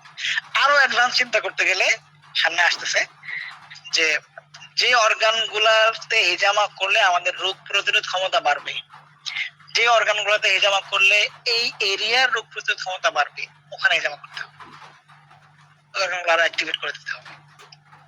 অর্গান মানে অঙ্গ প্রত্যঙ্গ, মানে কলকবজা বলে না, মানে আমাদের যে heart, lungs, kidney, liver, stomach, স্প্লিন, pancreas, ovary, একটা অর্গান আছে। এগুলোর প্রবলেমের কারণে তো আমাদের রোগ হচ্ছে, ওগুলোকে আমাকে অ্যাক্টিভেট করে দিতে হবে। তো কার সাথে কার কানেকশন, এর যত বেশি আমি জানবো তত আমি মানে কনফিডেন্সের সাথে জমা করতে পারবো। এটা শুধু কোন রোগের জন্য কোন পয়েন্ট কোথায় কাপ বসাবো এটার নাম না। আমরা দুইটা মূলনীতি অলরেডি পড়লাম, মনে রাখবেন। চর্মরোগের জন্য আক্রান্ত স্থান এবং চারদিকে দুইটা মূলনীতি পড়লাম। এখন আসেন ভেতরে প্রবলেম। ভেতরে প্রবলেম বলতে হয়তো হার্টের প্রবলেম বা লাংসের প্রবলেম বা কিডনিতে প্রবলেম বা কোমর ব্যথা বা হাঁটু ব্যথা, কিছু একটা প্রবলেম। তো যেখানে প্রবলেম বা আমার টার্গেট যেটা, তার ঠিক উপরে চামড়ায় কাপ বসাই দেন। শরীরের যে অর্গানে সমস্যা, তার বা আমার টার্গেট যে অর্গান, তার ঠিক উপরে চামড়ায় আপনি কাপ বসাই। যেমন ধরুন আমাদের লিভার, এখানে ছবিতে দেখাচ্ছে, কারণ লিভারের প্রবলেম। আপনি যেহেতু আপনার হাতে যেহেতু ব্লেড আছে, আপনি কি পেট কেটে লিভার বের করে লিভারে কাপ বসাবেন? এটা তো না। তো আমাকে জানতে হবে এটা কোথায়। আপনি জানবেন তার লিভারে প্রবলেম আছে, তার ফ্যাট হতে পারে, অথবা তার এএলসি বেড়ে গেছে, ইনফেকশন আছে, তার প্রবলেম আছে। এখন লিভারে আপনি কাপ বসাবেন, তো প্রথম জানতে হবে ওই অর্গান কোথায় আছে, অর্গান অ্যানাটমিক্যাল অবস্থান, সারফেস অ্যানাটমি, বডির উপর থেকে চিনতে হবে। চিনলাম, খুবই সহজ, একেবারে সহজ। কালকে হবে ডিটেলস, ইন ডিটেলস কালকে আলোচনা করবো। এখন আমরা মূলনীতিগুলো পড়তেছি। এখন লিভার কোথায় অবস্থা, ঠিক আছে, এখানে। তাহলে এই বরাবর চামড়াতেই তো কাপ বসাবো, ভিতরে তো যেতে হবে না, চামড়াতে কাপ বসাই দেন। যে অর্গানের প্রবলেম, তার ঠিক উপরে চামড়া আপনি কাপ বসাই দেন। 3 নাম্বার নিয়ম। 4 নাম্বার নিয়ম কি, তার আশপাশেও কাপ বসান। আক্রান্ত অংশে বা আমার টার্গেট যে অর্গান, আক্রান্ত সুস্থ মানুষ করতে পারে, আমি যে অর্গানে এরকম করবো, যেমন ধরেন কিডনি, তাহলে কিডনিতে আমি কাপ বসাবো, কিডনির ঠিক উপরে চামড়ায় কাপ বসালাম এবং তার আশপাশে কাপ বসাই দিলাম। আক্রান্ত বা আমার টার্গেট যে অর্গান, যে অর্গানে আমি কাপ বসাবো, তার ঠিক উপরে চামড়ায় কাপ বসাই দেবো, শেষ। এবং এর আশপাশেও কাপ বসাবো, যাতে পুরো এরিয়াটা রিডক্স হয়ে যায়, পুরো এরিয়ার রক্তের দূষিত উপাদানগুলো বের হয়ে যায়, এখানে ব্লাড সার্কুলেশন বাড়ে, এখানে নাইট্রিক অক্সাইড রিলিজ হয়, মানে এই ক্যাপিলারিতে নতুন রক্ত আসে, ওই এরিয়ার কোষগুলো নতুন করে পুষ্টি পায়, আরো অ্যাক্টিভেট হয়ে যায়। 4টা মূলনীতি আমরা করলাম। এখন আপনাদের মনে একটা প্রশ্ন আসতে পারে যে আমরা তো সামনের দিকেও বসাতে পারবো না, পিছনে কেন বসাবো না? বা আমি তো কিডনি তো সামনের দিক থেকে কভার করতে পারি, পিছন থেকে কভার করতে পারি, স্টোমাক তো সামনের দিকে কভার করতে পারি, পিছন থেকে কভার করতে পারি, তাই না? ধরুন এই যে এই দুটো কাপ আমি বসাইলাম হচ্ছে স্টোমাকের জন্য, তাহলে এবার পেছনে বসাইতে পারবো না কিনা, তাই না? আমাদের বডিটা অনেকটা গোলের মতো না। তো অর্গান গুলো তো পেটের ভিতরে থাকে, মানে এই পেটের ভিতরে যে অর্গান গুলো আছে ধরেন, তো আমি তো চাইলে পিঠের দিক থেকেও কাপ বসাইতে পারবি, মানে পারবো, নাকি সামনের দিক থেকে কাপ বসাবো, এই প্রশ্ন আসতে পারে। অলরেডি আমরা কিন্তু 4টা মূলনীতি পড়ে আসছি। চামড়ার ক্ষেত্রে আমরা কি বলছি, চর্মরোগের ক্ষেত্রে আক্রান্ত স্থানে ঠিক উপরে কাপ বসাইতে হবে, এর চারদিকে কাপ বসাইতে হবে, 2টা নিয়ম পড়ছি।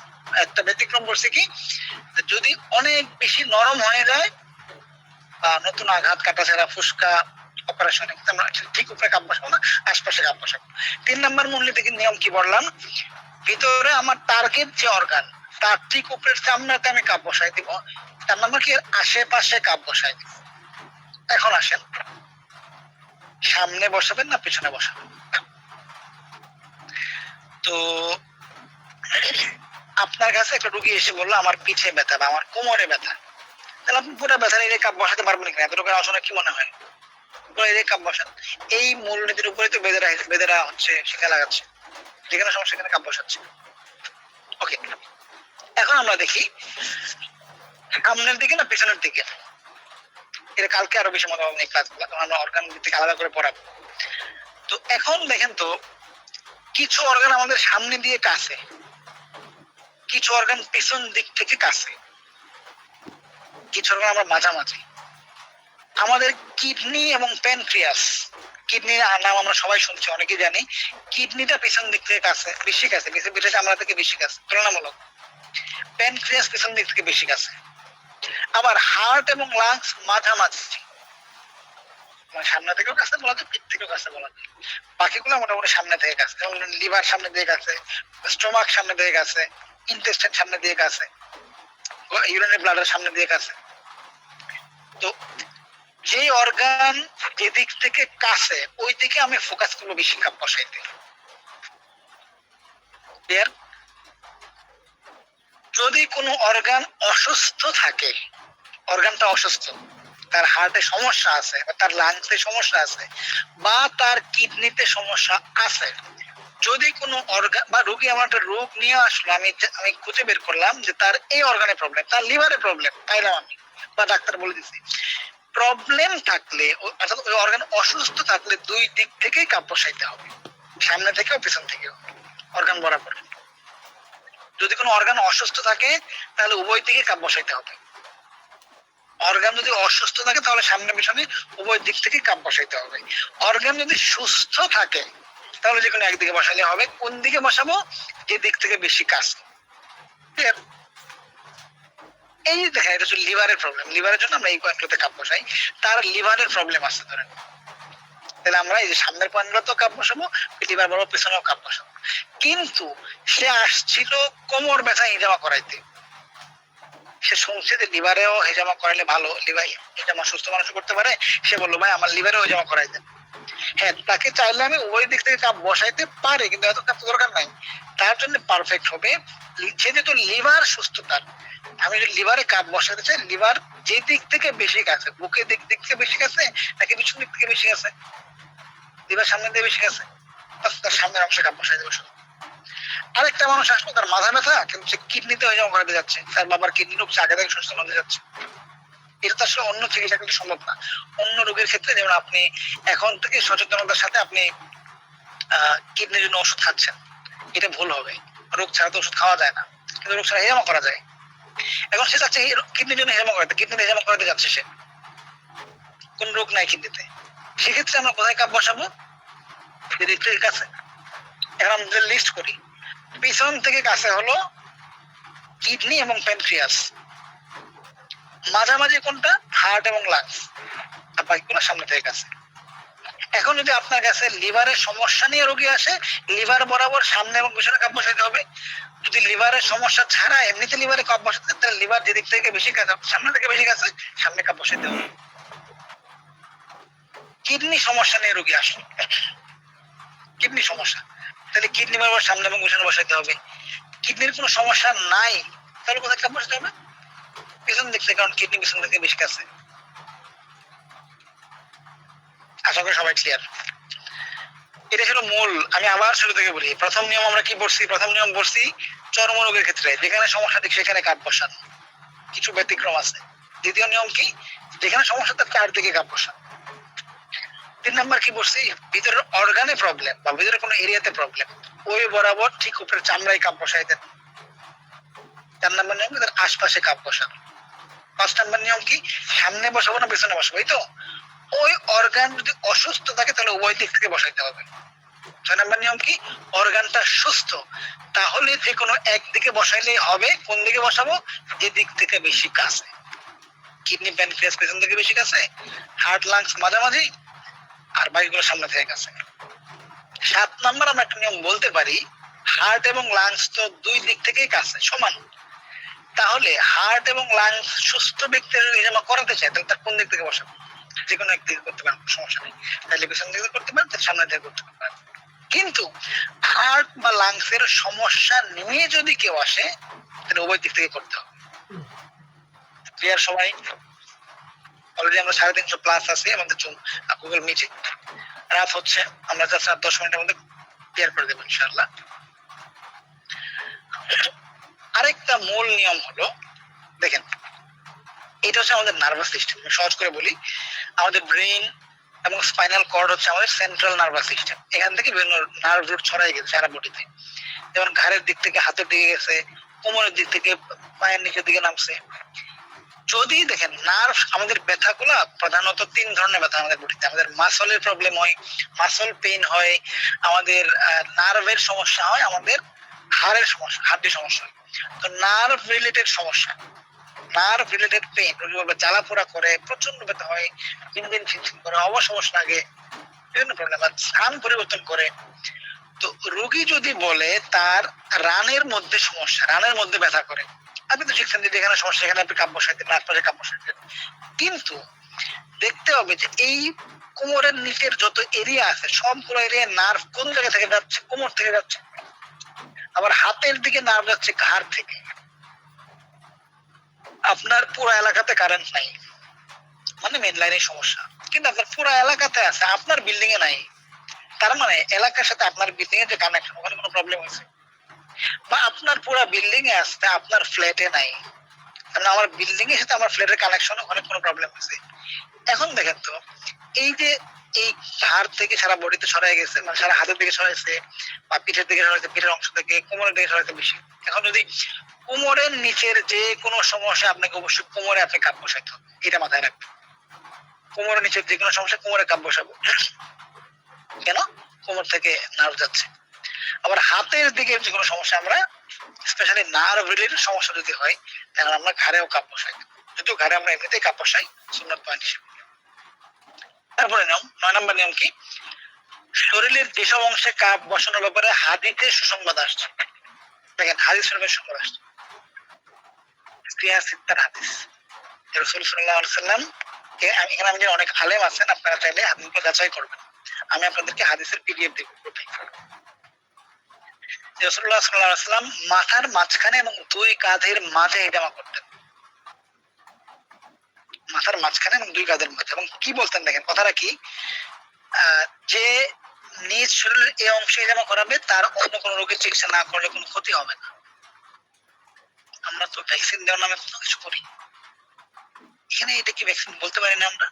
মানে যদি একটু দেখে ব্যাখ্যা করি, তাহলে পয়েন্ট দুটা কোথায়, মাথার মাঝখানে, মাথার মাঝখানে কোথায় দেখেন তালু বরাবর, মানে এটা হচ্ছে ভার্টেক্স, একদম মাথার সবচেয়ে উঁচু অংশটা, আর দুই কাঁধের মাঝে, এটা হচ্ছে ভার্টেক্স, মাথার উঁচু অংশ, আর দুই কাঁধের মাঝে এখানে এটা।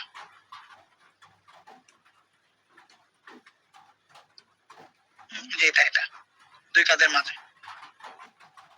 দুনিয়ার যত জায়গায় হিজামা করা হয় দেখবেন যে এখানে কাপ বসাচ্ছে, C7 মাথায় বসানো উচিত।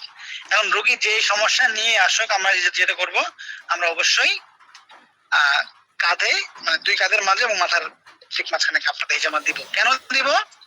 এই হাদিসের কারণে দিব, হাদিসে কি আসছে এখানে দিতে হবে। ঠিক আছে, লাস্ট ওয়ান, নির্দিষ্ট অর্গান বা এরিয়াকে ডিটক্স করতে সম্ভাব্য সর্বোচ্চ সংখ্যক কাপ বসানো।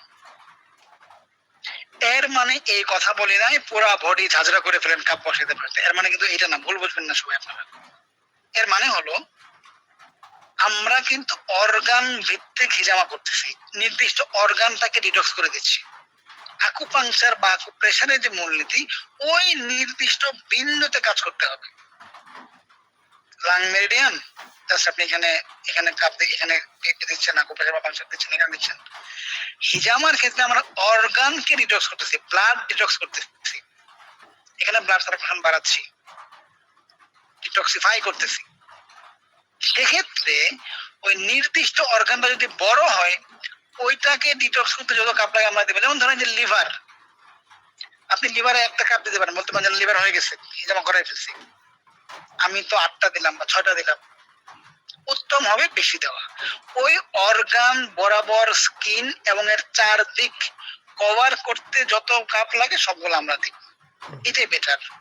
যেমন ধরুন একটা মাথা ব্যথা নিয়ে আসলো আপনার কাছে, আরো বোঝানোর জন্য বলতেছি, আপনি মাথায় একটা কাপ দিলেন, বলেন যে হয়ে গেছে। বা কোমরে ব্যথা নিয়ে আসলো, কোমরে একটা কাপ দিলেন, বলেন যে হয়ে গেছে। না, ওই এরিয়াটা পুরাটা কভার করতে যে কটা কাপ লাগে এই কটা দিতে হবে, এটাই উত্তম। তার মানে নিয়মটা কি বললাম আমরা, নির্দিষ্ট অর্গান বা এরিয়াকে ডিটক্স করতে সম্ভাব্য সর্বোচ্চ সংখ্যক কাপ, যে কটা কাপ লাগে। ঠিক আছে, এই ছিল 10টা মূলনীতি। তাহলে আমরা আবার একটু রিক্যাপ করি, এটা মাথায় রাখতে আপনি কালকে ক্লাসটা অনেক মজা পাবেন, এটা যদি আপনি মানে মনে রাখতে পারেন এই মূলনীতি গুলা। ঠিক আছে, আমাদের কিন্তু আজকেই শেষ না, আমাদের আগামীকালকে ক্লাস হবে, পরশুদিনও ক্লাস হবে ইনশাল্লাহ। আপনারা যদি ক্লাস করতে আগ্রহী হন থাকেন, তাহলে আমরা অনেক কিছু শিখাবো ইনশাল্লাহ। আবার আমি একটু রিক্যাপ করি। প্রথম নিয়ম কি, চামড়ার যেখানে সমস্যা ঠিক সেখানে কাপ বসানো। ঠিক আছে, কয়েকটা ব্যতিক্রম আছে, ক্ষতস্থান বা চর্মরোগ বা আঘাত কারণে যদি আমরা নরম হয়ে, তাহলে এখানে আমরা কাপ বসাবো না, অপারেশন কাটাছাড়া ফোড়া। আর আশপাশে কাপ বসানো, আক্রান্ত চর্মরোগ ক্ষেত্রে এই দুইটা। তারপরে ভিতরে অর্গানের প্রবলেম, তার ঠিক উপরে চামড়ায় কাপ বসান। ওই চামড়ার আশপাশে কাপ বসান অর্গানের উপরে বরাবর, বাস। তারপরে হলো সামনে না পিছন দিক থেকে বসাবো। অর্গান যদি সুস্থ হয় তাহলে যে কোনো একদিকে বসালে হবে। কোন দিকে বসাবো? যে দিক থেকে বেশি কাছে। কোনটা কাছে? পেছন দিক থেকে কিডনি, প্যানক্রিয়াস কাছে, হার্ট, লাংস, মাঝামাঝি, বাকিগুলো সামনে থেকে কাছে। অর্গান যদি অসুস্থ থাকে তাহলে দুই দিক থেকে কাপ বসাতে হবে। আর নার্ভ সাপ্লাই, মানে আমাদের কোমরের নিচে যে কোনো সমস্যায়, সেটা নার্ভের সমস্যা, সেটা মানে পুরুষ হলে মেয়েলি সমস্যা, যে কোনো সমস্যায় কোমরের নিচে যত অর্গান আছে, যে কোনো সমস্যা আমরা কোমরে কাপ দেবো। আর হাতের দিকে সমস্যা আমরা ঘাড়ে কাপ বসাবো। আর ঘাড়ে তো এমনি বসাচ্ছি, যেহেতু হাদিসে আছে। হাদিসে কি কথাটা আসছে? রাসূল করিম সাল্লাল্লাহু আলাইহি ওয়াসাল্লাম মাথার মাঝখানে এবং দুই কাঁধের মাঝে হিজামা করাতেন এবং বলতেন যে ব্যক্তি এখানে হিজামা করবে সে অন্য কোনো রোগের চিকিৎসা না করলে ক্ষতি হবে না। তার মানে এই হাদিস অনুযায়ী আমরা মাথার মাঝখানে সবাইকে দেওয়ার চেষ্টা করবো, প্লাস পিঠে দেওয়ার চেষ্টা করবো, ঠিক আছে? আর নির্দিষ্ট অর্গান বা এরিয়াকে নিরোধ করতে সম্ভব সর্বোচ্চ সংখ্যক কাপ বসানো, এই হচ্ছে মূল নীতি। আমরা অনেক কিছু কভার করছি। কালকে আমরা যেটা পড়বো বিভিন্ন অর্গান ভিত্তিক পড়বো, হিজামার নিষিদ্ধ বিষয়গুলো আমরা পড়বো। কাদের হিজামা করা যাবে না, কি করা যাবে না, কিছু অপ্রত্যাশিত বিষয় আছে হিজামা করতে গেলে। অপ্রত্যাশিত বিষয় বলতে বললাম রোগী অজ্ঞান হয়ে যায়, রোগীর এটা সেটা হয়। তো এই বিষয়গুলো আমরা গতকালকে ইনশাল্লাহ পড়বো, আগামীকালকে ইনশাল্লাহ পড়বো। এর বাইরে আমরা অ্যানাটমি, ফিজিওলজি, আমরা কিন্তু আজকে অ্যানাটমি ফিজিওলজি কিছু করি নাই।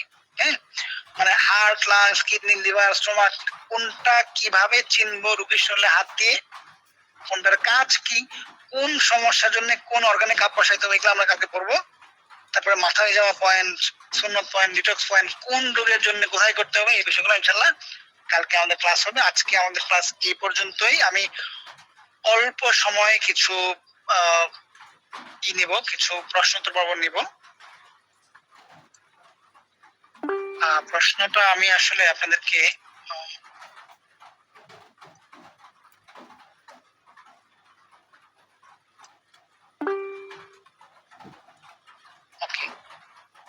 একটু যদি আপনারা মেসেজে করেন তাহলে খুব ভালো হবে।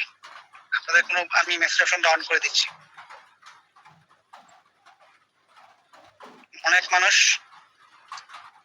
একসাথে সবাই আনমিউট হয়ে গেলে প্রবলেম হবে।